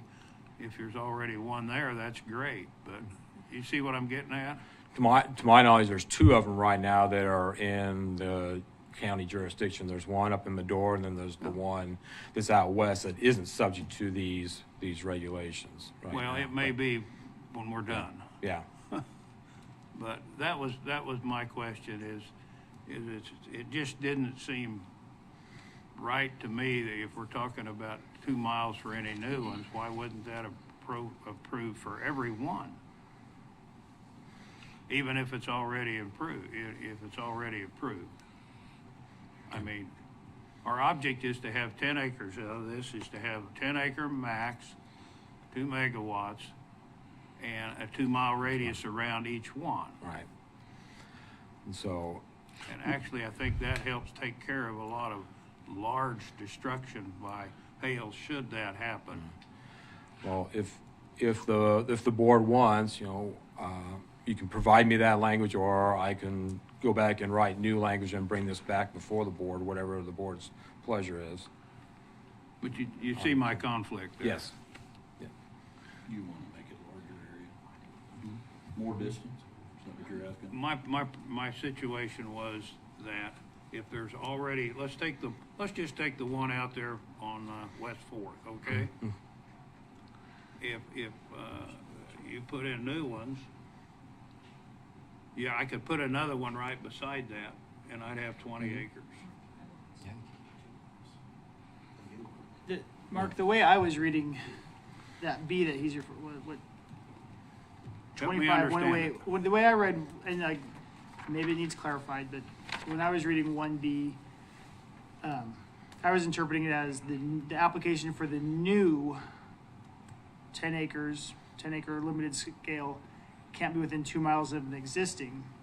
And in my mind, a grandfathered project would be existing because it exists, right? Yes. So I was reading that, I was interpreting it that you couldn't add 10 acres to an existing 10 acres. In other words, say for example, the Medora one, as I interpreted it, you'd have to go 2 miles away. You'd have to be a 2 mile radius from that one to do one. The idea of this being, just being so that no one gets cute and says, we're limited to 10 acres, but we're gonna do 10 acres every 100, just to make sure that you don't accidentally allow a commercial scale project to backdoor in here, is what we're trying to do. So But that's the way I interpreted Mark. Okay. You're interpreted different than what Mark's just Yeah. told me. That's why I was trying to Me not neither. speak too much, because I don't like to fight with Mark in public. It's but- like, no. But as I No, read I it, mean- I'm not sure how I would change that language. I'm not sure how I would Oh. change that language any differently to get the result that I think is there.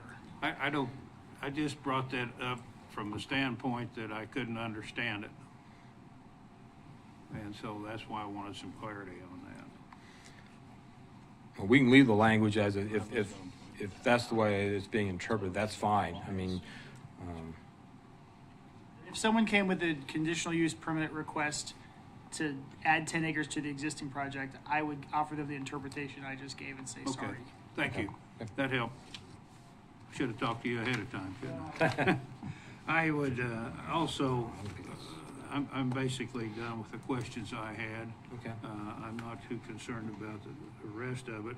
I would like to give this out for consideration for the commission, that we look at getting a resolution not to accept any solar panels or wind blades into the Reno County landfill. I think it's already pretty well understood by the landfill that they won't take them, but I think we need something official into that area to cover both, because especially the wind blades take up, we'd fill this thing in a week if we allowed those to come in, and they don't deteriorate. And for safety's sake, in the same way, I would suggest that we include the solar panels. I'm not sure why all the cities managed to build their landfills upstream from the cities, but that's been done. That resolution would actually just be for the landfill. It wouldn't be in conjunction with this, correct? I just mentioned that I think that I would bring that forth to the commission at a later date, that we look at including some type of protection for the landfill if they say no, that we do this. Commercial solar panels? I'm just, when we think I about that. said solar panels. Okay, we'll consider that when we get there, sir. Yes. Yes, Mr. Weisel. Okay, so thank you guys for all your hard work on this. So the questions that I had, the first one was 60 decibels is, from the outside property. Is that consistent with other regulations for other businesses that we have, or where did we come up with that number? that's consistent with other regulations that we reviewed, and it's from the outer wall of the building, not from a property line. Okay. Yes. And then the cannot put lights or signs on their property. Is this something that we do consistent with other businesses, or would this be specific to solar? This would be mainly specific with solar. I don't know if it's industry standard, to light the facility up with a bunch of bright lights, but, we're trying to be somewhat of a good neighbor, quote unquote, I guess, and not be any more intrusive than maybe what this could be perceived as. And so we said that we don't want lights, on the facility unless they're required by state or federal law to be out there, and then no additional signage that's not, required by state or federal law. Okay. Could we run into a First Amendment issue on that? No, Okay. I'm not worried about that. We have had some discussion on other things about lights, haven't we, Mark? I mean, the whole concept of intrusive lights, especially from a commercial business, does come up from time to time, and in traditional business, for lack of a better term. So it's not really, that happens when someone's in the residence and their neighbor's putting in something commercial, they want to know if it's going to be bright at night. So I think this is fairly consistent with other things we've done. Okay. And then the signing. I think similarly, yeah. Okay.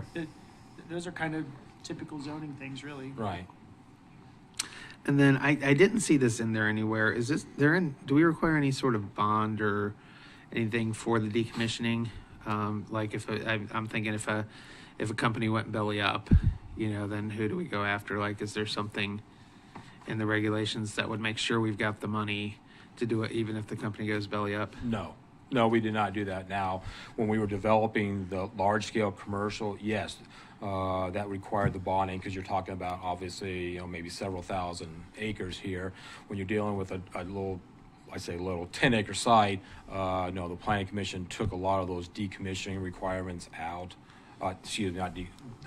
Developers agreement requirements out because you're just dealing with a 10-acre site, and we felt that we could handle something like that internally and go through the proper enforcement proceedings that we normally would if any other type of zoning case, rather than requiring a bond that's put in place here for a 10-acre site, and then that bond would potentially have to be reviewed every 5 years. It's something that the county would have to track over the years for the life of that project, and Planning Commission discussed that, and so did staff, and I believe we decided to remove that.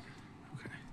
So, and I think Daniel still needs to weigh in, but I mean, are we wanting to, with some of the suggestions you guys had, are we wanting to send this back? Are we wanting to make the changes here? Because I think we need four of us to vote to make any changes, right? To approve it a change today, all four of you would have to vote for the same change, yes. I've got one other comment. You mentioned about noise. You asked about noise, and I don't know that there's really a standard 60. I know that when we were looking at wind, we were dropping. Had 40 was at maximum. The 40 is what? I didn't 40, hear. 40 decibels. 40 That's decibels. what you're talking about. So I don't know where you come up with standard 60, where it's written. Standard was in my review and the Planning Commission ultimately review of other regulations that were sent to them and based off of their own research that they may have done on their own time. And so that's where they landed on, was 60 decibels. I would suggest for consideration that be put down to 40.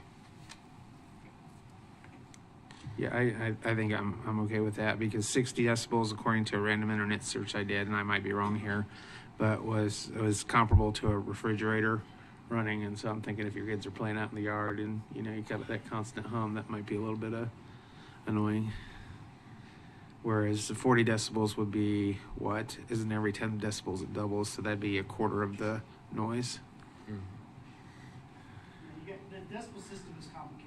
It is. You're making me math. It's not just 2/3 square. My internet search says 40 is a quiet lighter. It's just And there was some concern with the wind regarding whether 30 would be a much nicer number, but to me, I can live with 40.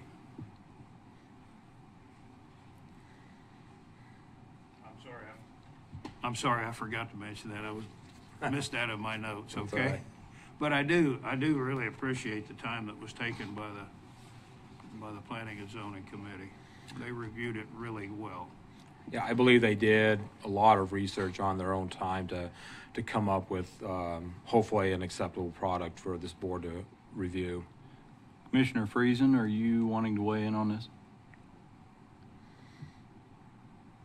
Yeah, sure. I'm kind of waiting to see where you guys are headed. It seemed like there's a lot of edits, and I didn't know if we're going to pencil all that in today or take some time to give more feedback for staff. So I don't have any problem with the 60 decibel issue. I mean, everybody's going to have an air conditioner next to their house that's going to be louder than 60 decibels. So I think that's a bit of a double standard to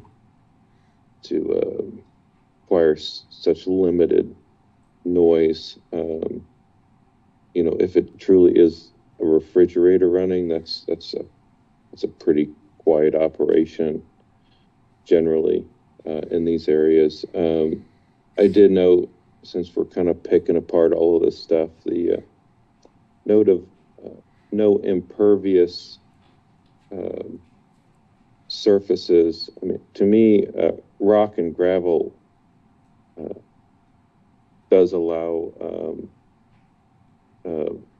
water to drain through it, and typically would be good for erosion control. I've seen that. I mean, as you know, we have a solar facility in Bueller for one of our office buildings. We have rock under it because it controls weeds and erosion, and so I think the word no impervious surfaces would be appropriate, but including rock and gravel in that, I don't think is. So again, I'm not sure where this conversation is heading, so I don't want to. I'd be ready to vote on something, but it seems like there's a lot of opinions on other edits. So I guess I'll reserve comments to kind of see where the motion's heading. Okay, thank you, Commissioner Friesen. Appreciate that. Is that, if we make a motion to move on this, is that stuff we could do contingent to come back with those changes in there for approval? So, Commissioners, the way this works, when you get the Plan Commission's recommendation, you can approve it with a simple majority. You can amend it if all four of you agree on something, and then another option is to send it back to the Plan Commission. But if you do that, staff recommends that you specify what items they are to look at, just for efficiency. If you send it back to them without direction, then we might continue this process indefinitely. Is it all five of us or 4 out of the 5 of us? Sorry, because Daniel's here remotely. It's a over 2/3 majority, so it's 4 out of 5 would have to Okay. vote on it. Yeah, you can lose one with the 5 commission. I'm fairly satisfied with everything. I understand some concerns here. One of the things, even though we would probably move to, if we pass this, and you're talking still conditional use permits, one thing I'd like to know publicly, if it moves in next to a community, moves in next to a resident, what kind of voice, it's in a zoned area and they're gonna have to get a conditional use permit passed. Do those residents have a voice in what goes on in that? I mean, I think I know the answer to this, but I'd like to hear it publicly. Yeah, well, certainly they have a voice in the process. So as with any conditional use permit, then an application is submitted by a company that wants to put in a solar farm, and then statutory requirement is that we send notices to every property owner, regardless if it's a house or vacant land. Those notices are sent to everybody within 1,000 feet of the property boundary, okay? And that has to be done at least 20 days in advance of the public hearing. Typically, I'm gonna do that probably 25 to 30, just to make sure that I can get any type of comments, back from the public that we can maybe get to the utility company to maybe address. Minimum is 20. It's also published in the official county newspaper, which is the Nenaskaw Valley newspaper. So it's published there at least 20 days in advance. And then after that, property owners are allowed to submit comments to me in writing, either by email or by letter. I don't accept verbal comments just because I don't want to be able to misinterpret something that somebody said to me. So I really encourage people, and it's in the notice, to submit it to me in writing so there's no confusion on what is being said. We have the public hearing process. Those people are invited to come to that public hearing, and they are allowed to speak for at least 5 minutes, and the chairman of the Planning Commission has the ability to grant additional time to people if they want to hear more from that person. So it's not necessarily a strict 5 minutes, but typically it's a 5-minute comment. And then we hear from all the people, and then at that point in time, we would close the public hearing, and then they would make a recommendation if they have enough evidence. So there is an opportunity for people to participate in that process and comment on that proposal. Unlike the unzoned areas, if we didn't hold a moratorium, we'll move into that in a little bit, they don't have a voice. The unzoned area does not have a voice. Nope, I have no regulations. I have no authority out in that unzoned area other than a commercial wind farm. So. Right. So, thank you. Any further comments? Mr. Yeah, White? I'd say I don't think we need to be in a hurry to approve this if there's some edits that people want to send back. I mean, there's nothing. I mean, super urgent. I don't think that would require us to act on this today. Because I think some people brought up some good points, and maybe there are some justifications for some edits. Maybe make a list of the ones that people are really concerned about, and then look Now, when you state people, who are you talking about? at us, the 4 of us, 5 of us. But a 2/3 majority could edit them in there and then move to accept that if we Yeah, want. 4 out of the 5, but then you need to come up with the language on the spot and stuff. I think it'd be better to send it back to them to come up with the language. If it's more than 1 or 2 things, I don't really love amending it on the spot. I think it's appropriate to do it, to try and do an overrule by 4 votes if it's like one issue that everyone agrees on. That's just my personal opinion. You could theoretically rewrite the whole thing in Word right now. But professionally, it can get a little bit messy if we do too many changes. I agree with that. I have a question regarding a statement that I read regarding the Wichita Public Utilities.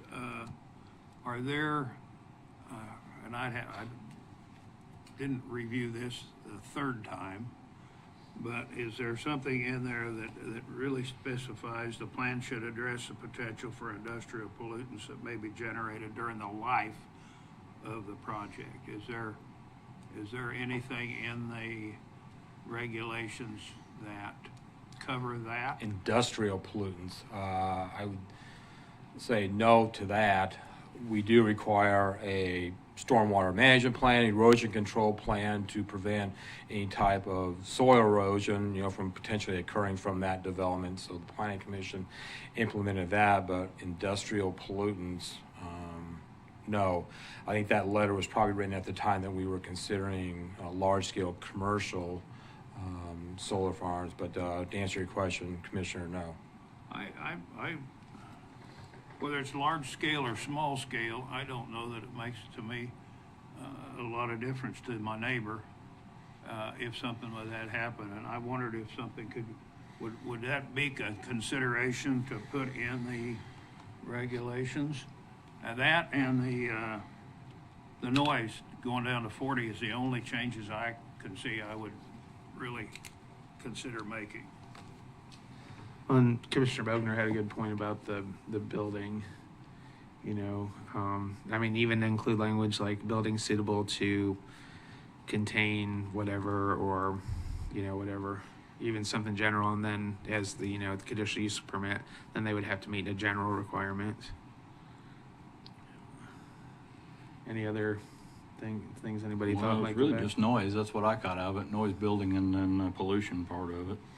Something for amendments. Is there anything else that you made note of, Mark, that we said? Just maybe the clarification on whether an existing facility is grandfathered in and you put one next to it or not. I don't know if there's an additional language Patrick and I could work on, or I'm satisfied the way it is with the way it's being interpreted now by him. It wouldn't hurt anything to just make it super duper clear. Yeah, that's kind of what I was thinking. So,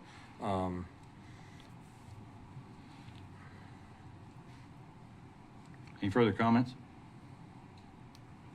Do we have a motion on this? Yeah, I'll move to send the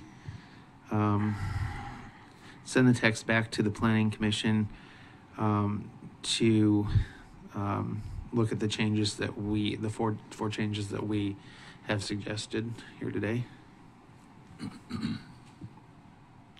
I have a second? I'll second. Seconded by Commissioner Hurst. Any further comments?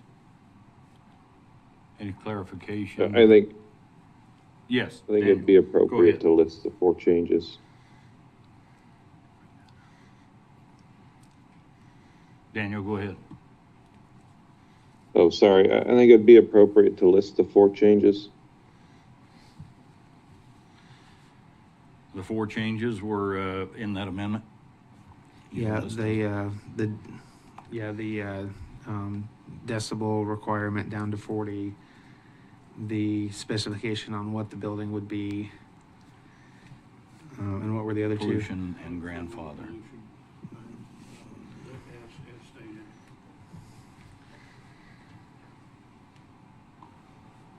The plan should address pollution, potential for, Want me to read it? You probably. yeah, can't you, read it yeah, already. why don't you read that, Ron? Sorry about that. The plan should address the potential for industrial pollutants that may be generated during the life of the project. I think that can be done. And then the fourth was the clarification on language, for existing solar facilities not being able to build one within 2 miles of that, even if they're grandfathered in. Commissioners, I had a note about rock and gravel, also impervious surfaces that Commissioner Friesen brought up. It's relatively minor.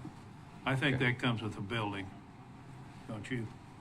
The distance around a building of a trail. Is that what you're talking about, Patrick? Yeah, I think that will it's come something with that I the had. building specs. Well, the point I was making was there were examples of impervious, and they used rock and gravel, and while a rock is impervious, using it, you can still drain water with rock and gravel. So I don't think we should prohibit the use of rock and gravel. We should prohibit impervious surfaces. Okay.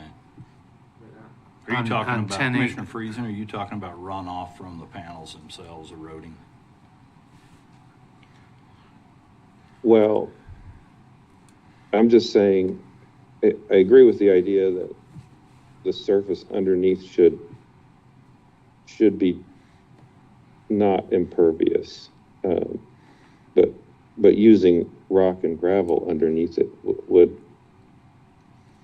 would allow for drainage, and I think is a pretty common method. I mean, otherwise you're going to have overgrown grass and other problems. I think Commissioner Friesen, and correct me if I'm wrong here, I think what you're referring to is where it said underneath the solar panels, the surface had to be not made of impervious things. Is that correct? Yeah.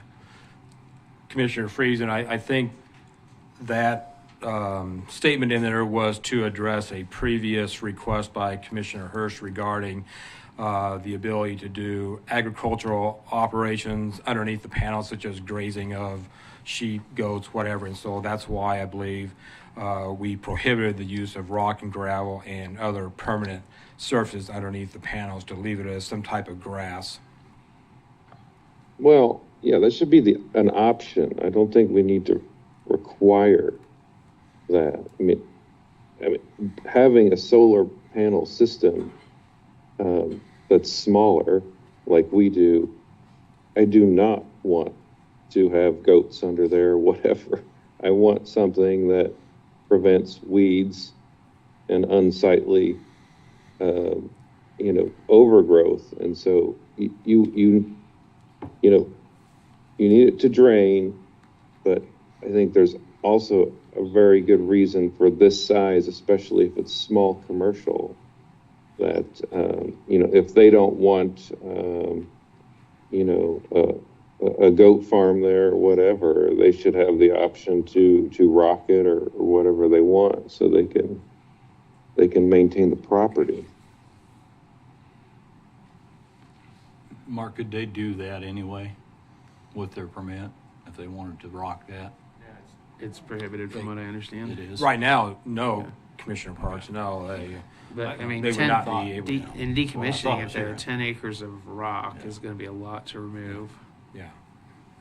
I think. Now, Well, guys, we need to stop trying to tell people what to do with their property. I mean, we start telling people, you need to put rock here, grass there. We're going way outside of what we should be doing here as a conservative governing body. And it's going to take a lot of work to move 10 acres worth of rock in, and take a lot to move it out, but it's their property. You can do that on your property today. As a practical aspect, from what I look at it, Commissioner Friesen, is that, in my experience out there by One Oak, every year they have to come back in and spray that rock to keep the weeds down. And without that spraying, there's going to be a weeds, and if you put rock underneath of it, then if there is any mowing, it's not gonna work because of the rock. And, I think that's an added expense that, is unnecessary for a small acreage. I It's see where you're not. coming from, but. It's not our choice. We should not be telling people what to do with their property like this. I'm just really surprised. Yeah, how so as a in point the- of order, in the weeds we are. Commissioner Friesen, I think the best course of action would be for you to motion to amend the motion on the floor. To add that. And then we could have discussion on the motion to amend. Okay, so I would move to remove the words rock. I forget what the other word was. Rock and gravel from that language, and just prohibit impervious surfaces. I will second that. So do we need a new motion? No, so this motion amends the other one to add To the, add that on. and so we would need to vote on the motion to amend after discussion. Okay. That's to be able, and that's to be able to use rock or gravel underneath? Yeah. If to send it back to the planning commission to say, hey, let them use rock or gravel if they choose to, underneath the solar panels. It basically is adding to our list. So adding you one more move thing to it. amend that? Commissioner Friesen moved to amend it to add that to the You'll list of second things, that. and I Okay. seconded the. Okay, to add to that first amendment. Yeah. Okay. Further questions? Let's do a roll call on that amendment then, to amend that real quick. Commissioner Bogner, Yes. Commissioner Weitzel, Yes. Commissioner Hurst, No? Commissioner Friesen, Yes. Commissioner Parks. Yes.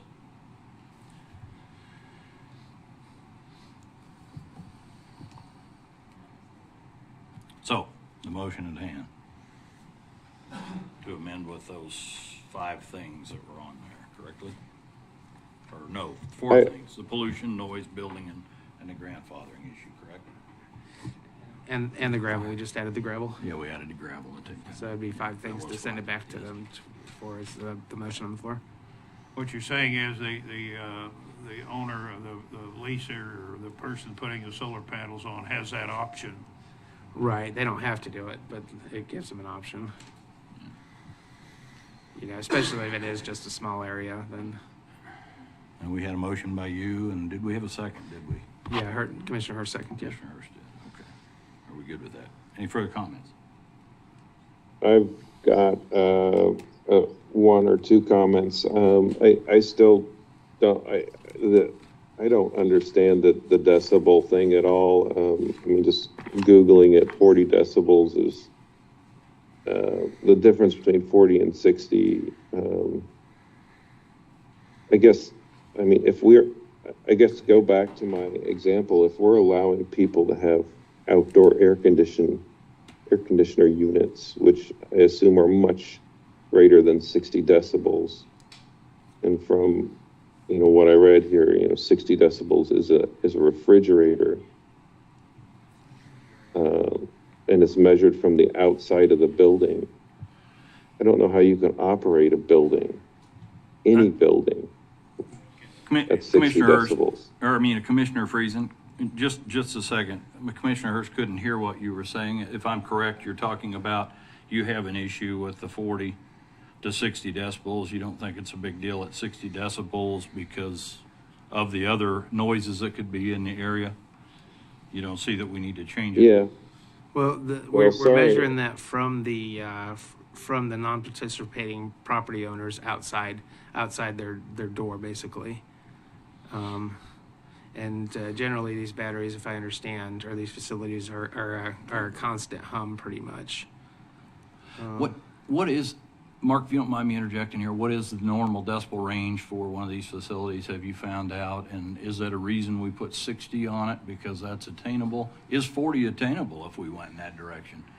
To be realistic for this facility? I guess that'd be my only question in that. I haven't done the research as far as trying to determine what is a normal noise output from one of these facilities. My research was really just based off of looking at what other communities have done with their regulations that have been adopted, and so I didn't take it that far, quite honestly. Yeah, I'd be curious to know that, because I mean, I would think it might be quite difficult to get down too low with some of them. And quite honestly, there's people, as far as I'm concerned, that drive around with the radio far beyond 60 decibels. People that drive, that are continue in their workplace far beyond 60 decibels in an 8-hour period. I realize living next to that is, but that's why there's a significant setback. And them kind of things. Well, no, this though is outside their house. The 60 decibels is outside the non-participating person's house, not from the power generation. Yeah, I'm not trying to take sides one way or the other. I'm just saying that in the real world, that goes on every day. What was Harvey County's? I didn't bring the information with me, Commissioner. I apologize. Did you look at Harvey County? I'm sure I looked at Harvey. I looked at Harvey's and Kingman's and a lot of the other surrounding communities. Douglas County, yes. Well, and we're sending it back to them. So if they do the research and are like 40 decibels just isn't doable, then they can come back to us with that. Yeah, we'll discuss these topics, and then I'll bring you what the Planning Commission recommended on all these at a future hearing. Commissioner Friesen, are you further comment? Are you satisfied with those comments? Yeah, I mean, I just don't agree with it. I don't think you can stick a decibel meter outside your door and get something less than 60, but I could be wrong on that. But I guess the point of having the Planning Commission review it makes sense.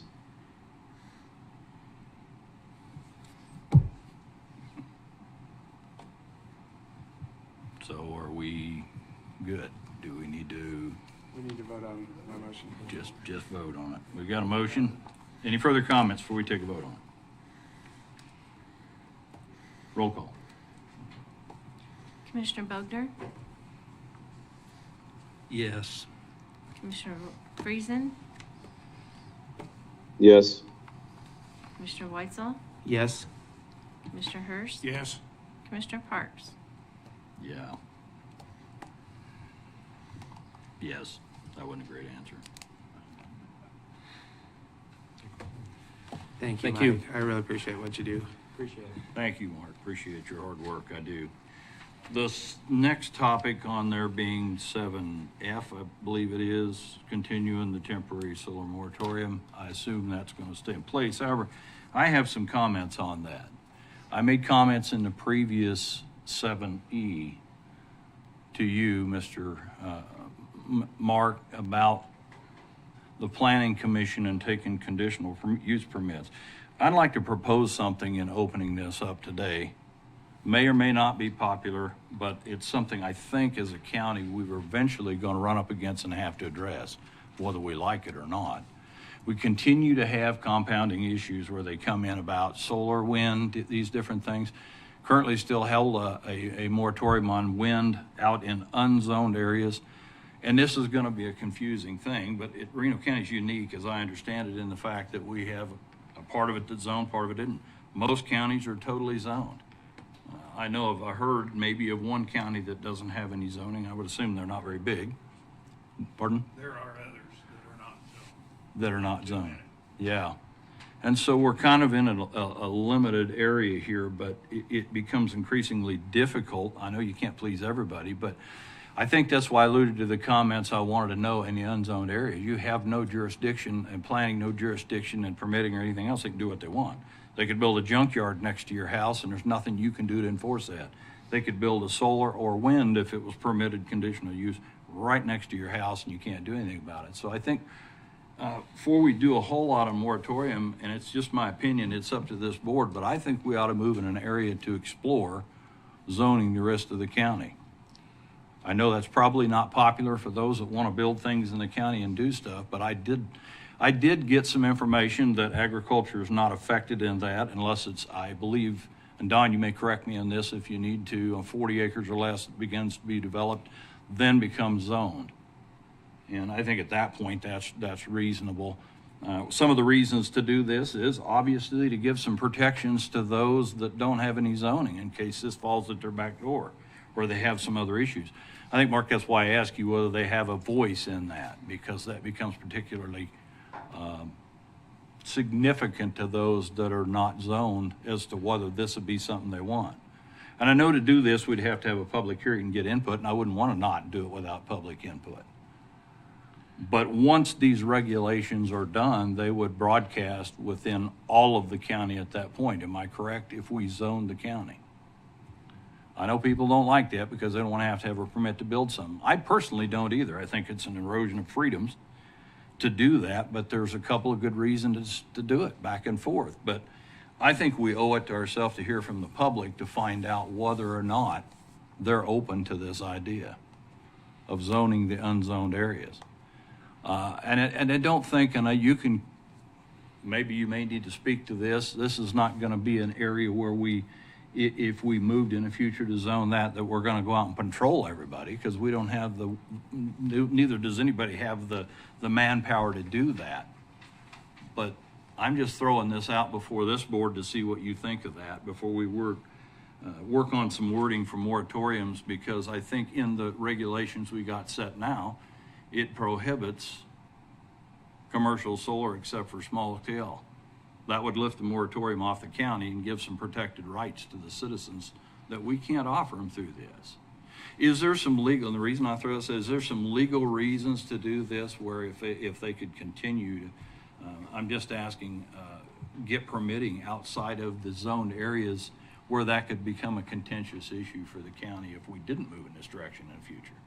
Well, I think as new uses for land come up, and, whatever they are. Today it's solar, tomorrow it's something else. Right. You can Google all sorts of different things that have been contentious. I always use the salvage yards, one of my favorite examples, because it's just a generally high intense use. But the trade-off for zoning is the individual who has to seek a permit for their land now has to have a process to go through, and the balance is that his neighbors now have the right to give input on what's happening next door to them. So it's a trade-off like any other thing in government. It gives some rights to the neighborhood and takes a few rights away from the landowner. What's to me, frankly, just in talking to staff since I've been here, this half in, half out situation we have in Reno is complicates things in all sorts of unexpected ways that the public probably doesn't understand. And I think that frequently it causes confusion among some of the public because they hear about zoning changes and they assume that it affects them, but it might not because of where they live. And so it gets really difficult to do messaging about things like solar or wind or anything else that comes up, because you have to be specific to a person, know where they live to tell them what's going on with their property. Whereas if we had consistent zoning countywide, it would be easier for businesses to come to town to know what the rules are. It'd be easier for people who are looking to move here to know what the rules are. It would just really just be simpler. Everything that's currently out there would be grandfathered in, and obviously this is the sort of thing that requires public hearing or hearings to really roll out and get input on. But at the end of the day, if the goal is to regulate solar and wind countywide, zoning regulations are the only real way to do that. You can call it whatever you want. That's how you do things like that. But if we moved in that area, it does give certain protections to the people to say something if that development happened next to them. And currently it does not. They could have anything show up next door. I mean, we have even just residential developments frequently have a large amount of neighborhood landowners who are concerned that come to meetings about that. Wouldn't you guys say? I mean, so it's not just maybe things like solar. It's neighbors are very concerned about what's going on next door to them and how it's going to affect their property. So that's the balance. That's the trade-off for having zoning. I just throw that out before we get into this. Is that something the board would entertain even talking about for some hearings? Because I would like to hear from the people personally myself what their opinions are of this. Yeah, I mean, without a compelling reason, I mean, I wouldn't be in favor of zoning the unzoned areas unless there was either ground well support from those areas or some compelling reason to do it at this point. It's gonna, I don't know, expanding the county-wide solar regs is gonna be a little bit tricky, and I don't know if it's a compelling reason, but it's a reason. We seem to just keep adding layers of regulations and not calling it zoning when it kind of is zoning, but. And Patrick, when it, to look at zoning countywide versus the regulations countywide, don't you have to do the public hearings for both? Either way, you're going through a similar Yeah. process. It's just asking a different question to the public. But we're imposing zoning on a non-zoned area. How does that look legally if somebody wanted to fight that? I don't know. I mean, when we get, right now, all we're talking about is solar. We have the moratorium countywide, which can't go on forever. I don't know how we'll try and regulate the unzoned portions of the county, and we'll have to affect it, even if it's just limited to solar. We're going to have to add zoning to the unzoned county, or else you're going to leave it where commercial solar development can happen countywide. I mean, you talked about the watershed area, most of which is not in the unzoned portion of the county. So, if the goal is to protect the Cheney watershed, we're going to have to go into the unzoned portion of the county to do that. So I'm hearing from you right now, even with moratorium, they could still apply. No, not with a moratorium, but moratoriums are not supposed to last indefinitely. I mean, they're supposed to be for a finite period while we figure out our regulations. So we can't keep this moratorium out there for 5 years and just hide behind it.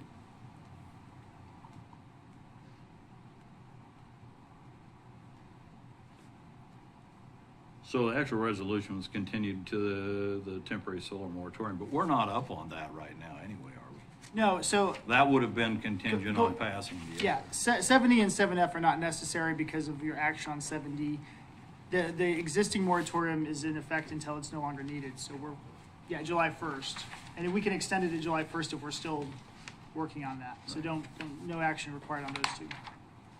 And it's still in effect for both zoned and unzoned areas, The moratorium is county-wide, yes. and ongoing until end of July or 1st of July, but that can be extended.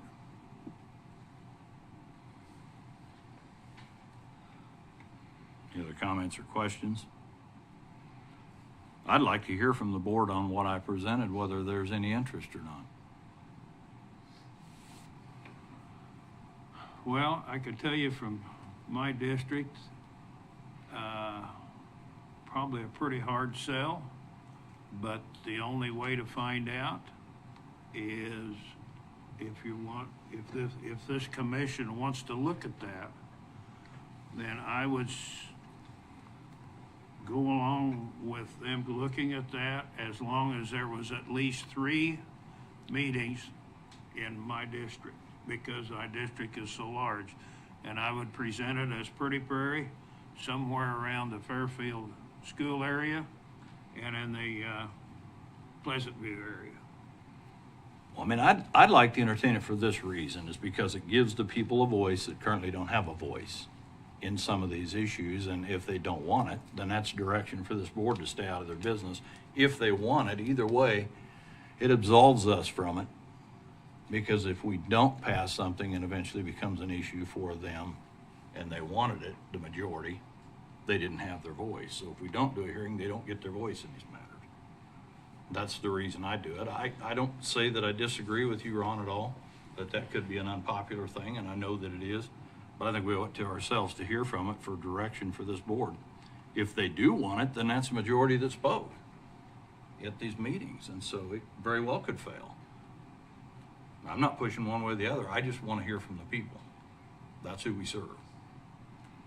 Any further comments?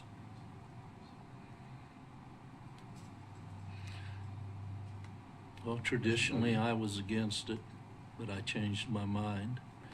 And I look at the emails I get, and people are following and knowing what would have happened here today and what wouldn't have happened in the unzoned areas.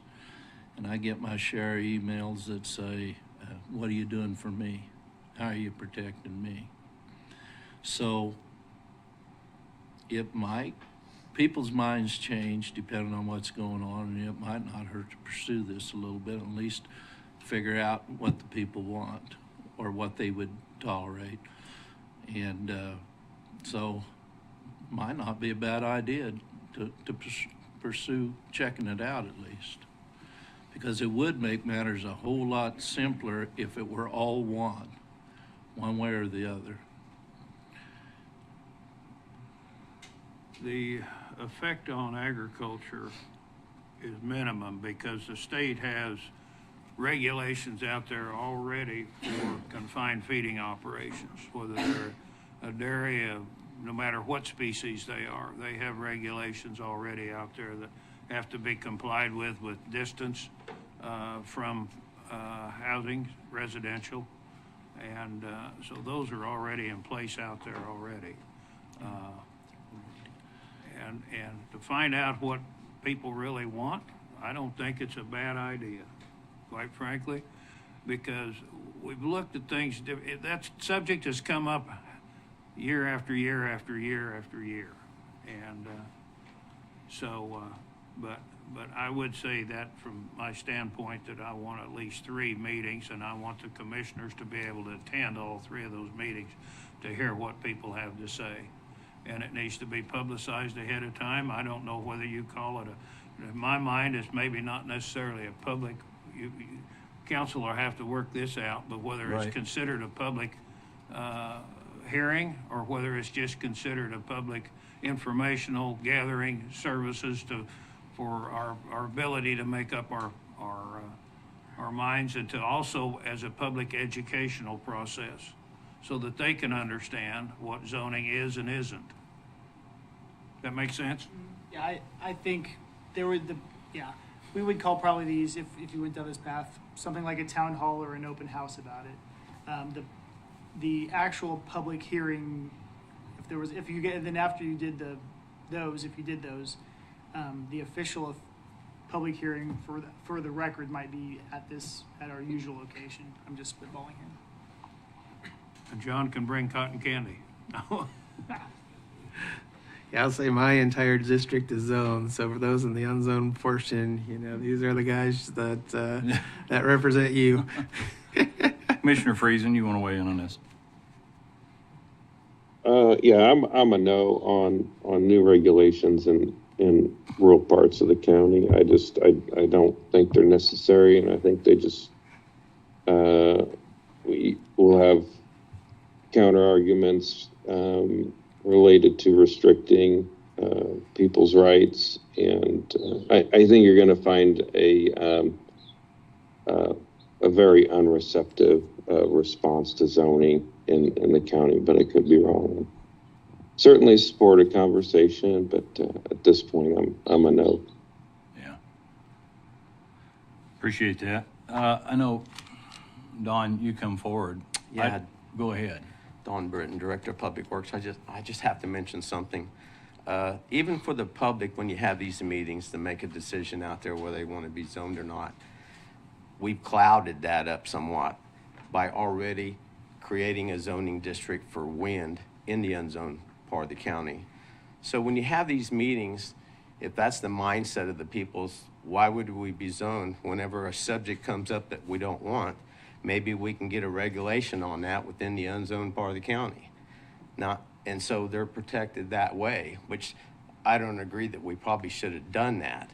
You're either zoned or unzoned, and you weigh you're losing maybe your property rights or a say and maybe being protected from something you don't want. So you just have to weigh that. And the thing of it is, even in the eastern part of the county that is totally zoned, the last portion that we zoned, I'm sure they probably didn't want to be zoned and don't want to be zoned, other than they had a subject that they didn't want in their community. So they was willing to be zoned to have a say and a public hearing about that. That's right. And so they weighed that, and they suffered the consequences of regulations and losing property rights by being zoned. But they had a voice and ended up getting protected from something they didn't want. So in the western 2/3 of the county, we've clouded that up by zoning something in an unzoned instead of leaving it unzoned. And then if something comes along that the people don't want, Now make a decision. Do you want a voice and protected from this, or leave me alone and let me do what I want to do and leave me unzoned? So now we're in between those two. So I just wanted you to think about that. So, right now we have regulations for wind. Next, maybe regulations for limited scale solar. Next, salvage yard, stockpile of rock. It just continues on. And now it's not unzoned, but yet you're still getting some of the zoned, benefits and still getting the unzoned benefits to do whatever else you want. There needs to be a choice, and it needs to be weighed by the public, and then you guys make the decision. Thank you. Thank you, Don. I appreciate that. I mean, I agree with that. Go ahead. Yeah, I've been through cloudy days before. That part of that doesn't bother me that much, Don. But if we should decide to look at some economic development activity that we've been discussing and that our county councilors worked on, that will be coming up here in a little while, that's the neighborhood revitalization program. That in order to apply for that, you'll have to have a building permit. Is that correct? Yeah, I mean, everywhere I'm familiar with doing the NRPs, they need a building permit. You need to apply for your NRP and give some information beforehand. And typically that's with the building permit. It'd be really hard to roll out the NRP in countywide without building permits going out. I guess anything's possible. Yeah. And I guess NRPs for a future discussion.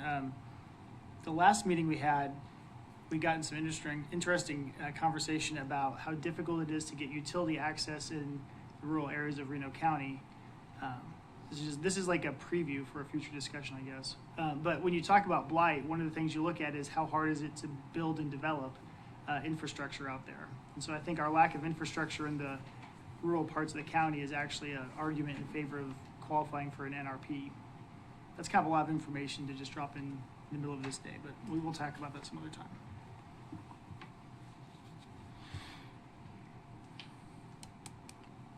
Well, I'd like a little more direction from the board, but my feelings are I think we ought to we've had public comment here from people that want solar. We had lots of public comment from people that don't want solar. And I mean, if they're living in that unzoned area and they want solar, they'll tell us they want them to develop that out there, get out of their business. If they don't want it, then they've got some options there. Either way, one or two or three options maybe to work with. And this went on for so long that I do appreciate your patience and your hard work, Mark, you guys and the board. I hope you convey that we really mean that. And it's been a difficult task at best. And that is weighed in the balance, part of what we're talking about right here. Because, yeah, sure, Harvey did theirs and just bam, it was done. They're zoned. It applies everywhere. They're done with it. Yeah, they made a decision and passed it and got through with it. But here we are fighting in two entities inside the same county. And when do you let the people put it to bed? Yeah, if I might inject a point of order here. So this is an item not on the agenda. For discussion on this, it really should be added to the agenda, which my understanding is required. Would require a motion. That's what I'm hunting for. Thank you. And a 2/3 majority, or I mean a super majority, to put it on the agenda now for discussion for action, or we could just put it on a future agenda. I'd like to have it on a future agenda. Commissioners, And just go for ahead. clarification on 7F, it does have questions and it does mention whether the commission wants to consider countywide. So the true discussion's not on the agenda, but it was brought up as part of this item. Where are we going with the future ban of solar? Is it just zoned areas, or are you going to countywide zone countywide? So we could make a motion off this line item to have a hearing if we wanted to. Is that correct, Patrick? Yeah, I mean, I don't think you're anywhere further than just, do you want to have staff organize something to roll out? I mean, that's probably as far as you can. Yeah, that's all we'd be looking for, or tell us not to. Either way. Commissioner Hurst? Well, I think if we're going to consider this the zoning, then the moratorium needs to be extended to give us enough time. And also, I think that if we put regulations on the wind, I think we should put the regulations on the solar the same for the whole county. Now, at what point in time does that happen? But that's a separate action, correct? To put it on the unincorporated areas. Yep. Yep. But I mean,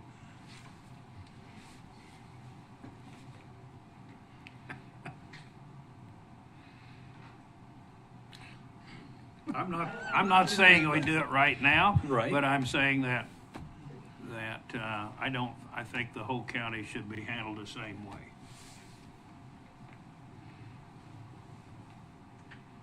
I think for future discussions, it should be on an equal plane, but we won't know if we don't move forward and ask the public if they feel like that they'd like to be zoned or not zoned, and then that gives us an ultimate direction that we can put to bed. And it ain't on us, it's on them then. And the discussion of them continue to come into public discussions or public hearings is gonna be done. Because then we got a direction, and I think that would be good for this board to have. That's why I brought this up. Commissioners, just for my clarification, for the zoned areas, the moratorium, I mean, it's countywide, but you sent back to the planning commission the limited solar, but then where are we at on residential? That's still, I mean, is that waiting until the limited solar is completely done before you start on the residential? Okay. Just because obviously that's.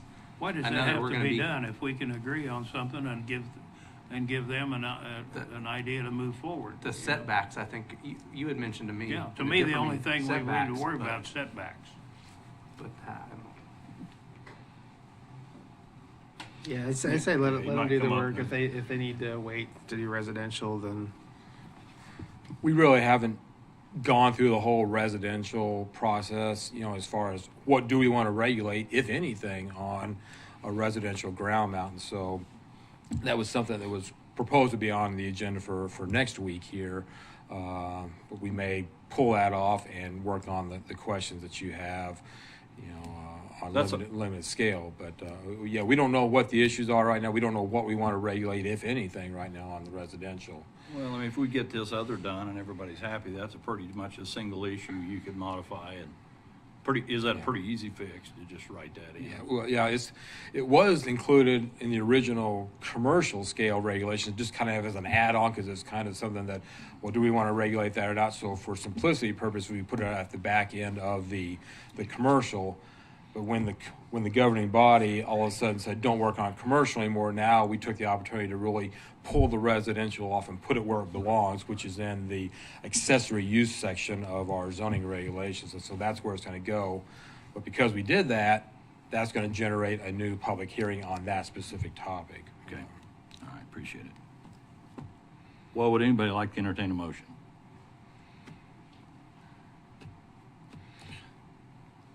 Daniel, you want to weigh in some more? Or we kind of already knew you No, had I'll wait no for the vote. motion. I can wait for the motion. Well, I think the motion would be to instruct staff to set up for public hearing and notice to explore this area, to have some public hearings and set those up for the commission to go out and meet with people, because purely for the purposes of wanting to hear how they feel about being zoned or non-zoned, so we have direction to move forward in the future. Is that a fair assumption? Well, and I would protest that motion would be out of order because that was not an agenda item, even though it was mentioned in an agenda item. I think you would either have to amend the agenda to bring it or bring it at a future agenda. Well, I'm just trying to figure out, I think staff, including myself, we're just trying to figure out, do you want something like that on the agenda next time or not? I'm trying to count head nods on this. Yes. I'm good with it just on the agenda in the future, just so we can discuss it and then make a motion. You got Put something? it on the agenda next week, next meeting then. I don't you know, to me, that's included in there. Well, I think the proper protocol here is there was an objection by Commissioner Weitzel chair has to rule on that objection. I didn't hear. He wants you to rule on the objection by Commissioner Weitzel, whether or not. What was your objection? That there shouldn't be a Sorry. motion made on this issue because it's not an agenda item. Well, it kind of is and is not because of the solar out in the county at large with the moratorium. Going to have to decide that. Right. In the but zoned this- and unzoned. But for the point of this, just to go back, and not voting on things that aren't on the agenda, is because when the public looks at the agenda, they kind of get an idea on what we're going to vote on and what we're not going to vote on, and you know, on the agenda it was guidance, not putting anything forward. So I think putting something forward should be on a future agenda so that the way the public can And I'll give finish us a call. comment here then when you're done. So we'll put that on a future agenda if you would, Randy. We've explored it as far as we go today. I'm perfectly fine with that. That having been said, before we move on, let's have a 5-minute recess. It's been a fairly long morning, and then we'll come back and reconvene in 5 minutes.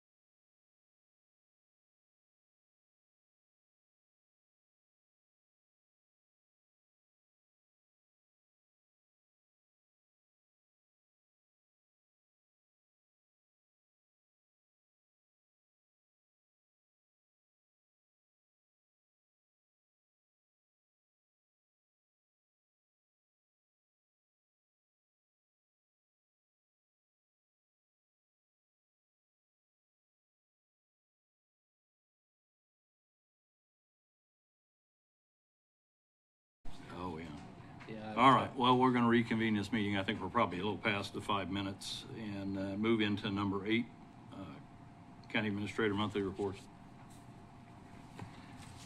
In the packet is monthly reports for aging, public transit, the appraiser, automotive, community corrections, communications, district attorney, emergency management, and health.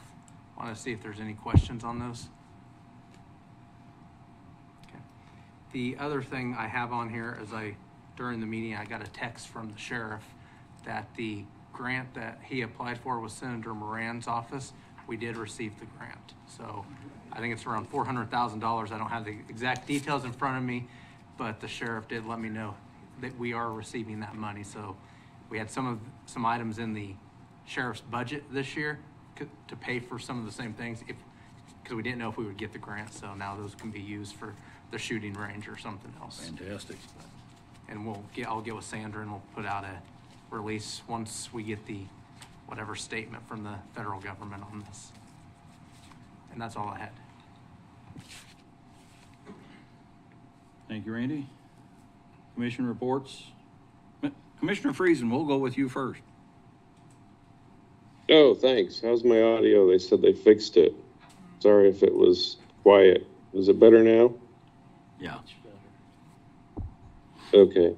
I don't really have much. I did, speaking of Senator Moran, got to visit him in D.C. last week and thanked him for his help on these issues, and also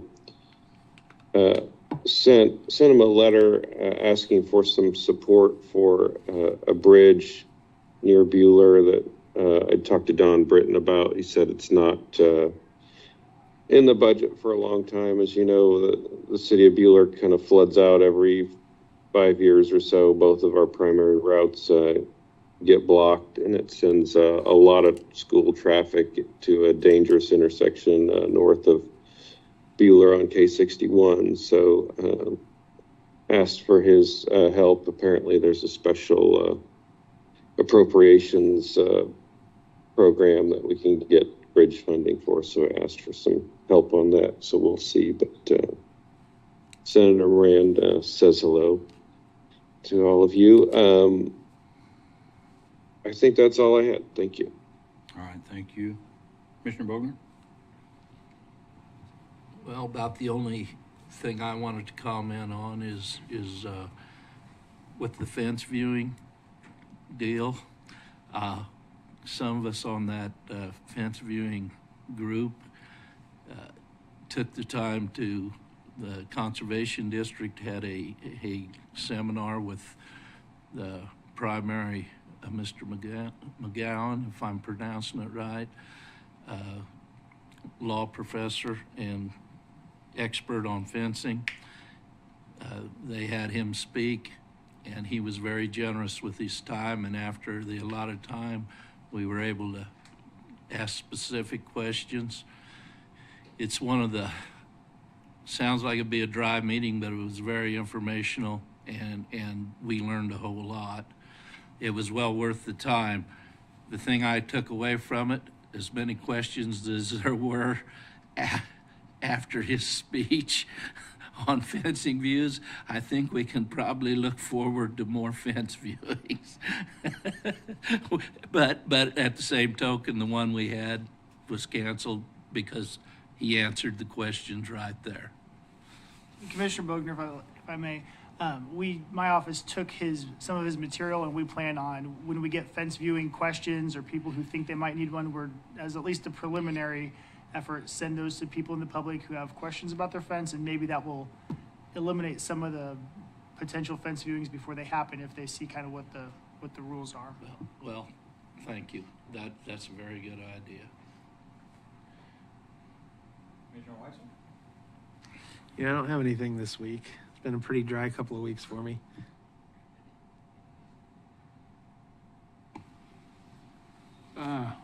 Visited the emergency services building over at Wichita, Sedgwick counties yesterday.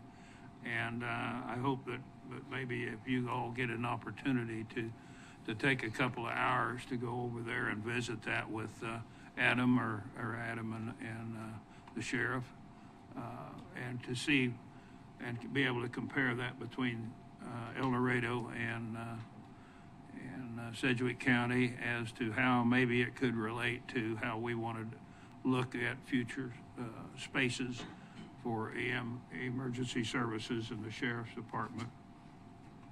As we look forward to, Commissioner Parks and I have been involved with the staff here looking at spaces, as we know that in time that it sounds like, at least, that we're going to have some more space for courts, and where and how are we going to get that done and get it done economically and feasible for all involved. And that part of that, I think, relates back to what I heard yesterday. And somehow this needs to be fixed, because it's costing all of us as taxpayers considerably more money in housing those people who need some housing in the jail. The average stay before a hearing, before court, used to be about 70 days. And from what I understand today, it's closer to double that, 140 days. And somehow that needs, by those people that are involved, need to solve that issue and bring it down some, because the longer days people are in, subjected not only to cost of keeping and housing and food, but it also involves your taxpayers' money going towards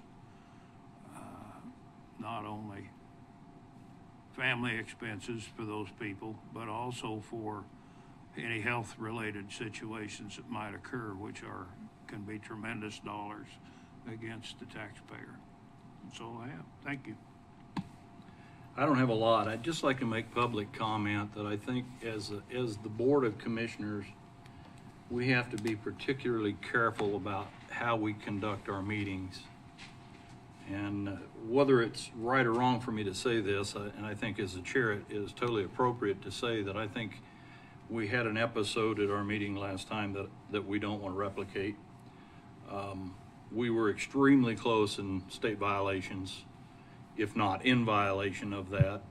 And so I'm really surprised that the outcry of the public for what happened, that there isn't some kind of proceedings, to be quite honest with you. And I think we escaped that. I just want to caution the board from being careful with the coma laws, that we don't have an issue in the future, because it could be met a little bit different in the future. So I'm just going to leave it at that.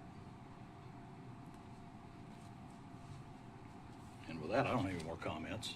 Yes. Commissioner, I have one other item that I did forget about. The Quivira Council on the Kansas Natural Resource Coalition has sent a letter to commissioners, or it was forwarded last week, about whether Reno County with other counties wanted to have a delegate or a commissioner as a representative in meetings to discuss the Quivira water rights issue that they're looking at. That doesn't affect part of western Reno County. So I wanted to see if Reno County wants to be a part of that, and if so, if you want a delegate from the county commission to be appointed. Who's the delegate that has as a district? It's mostly Commissioner Hurst. I think there might be yours might have a little I wondered bit if I'm on the north side of that. So, Yeah, that's what I wondered. and then Commissioner Bogner had attended the meeting along with Patrick. Yeah, so. I knew you'd went to one here all the time. So. When are these? When is this coming up? I don't know when the next meeting is. They were wanting to know by the end of last week.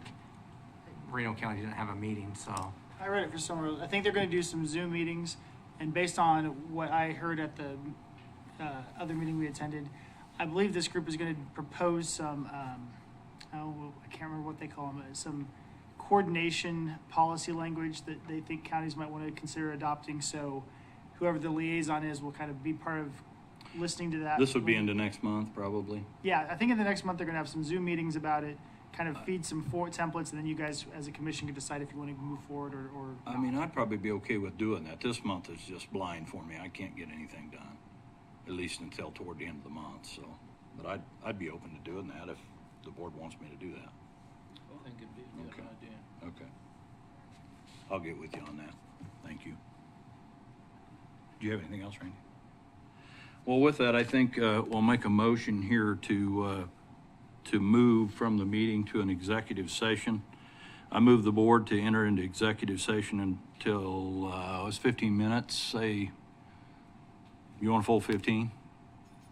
If you could do it till 12:20. Okay, until 12:20, and then we'll reconvene. We'll move that for 20 minutes with the county administrator, county counselor, the subject matter to be legal obligations of the county, and the justification for the executive session is to discuss confidential legal matters which are protected by attorney-client privilege. And with that, we'll adjourn to that. We're going to keep that in here? Yeah, got a motion? I'll second. You'll second that. All in favor, say aye. Aye. Aye, okay.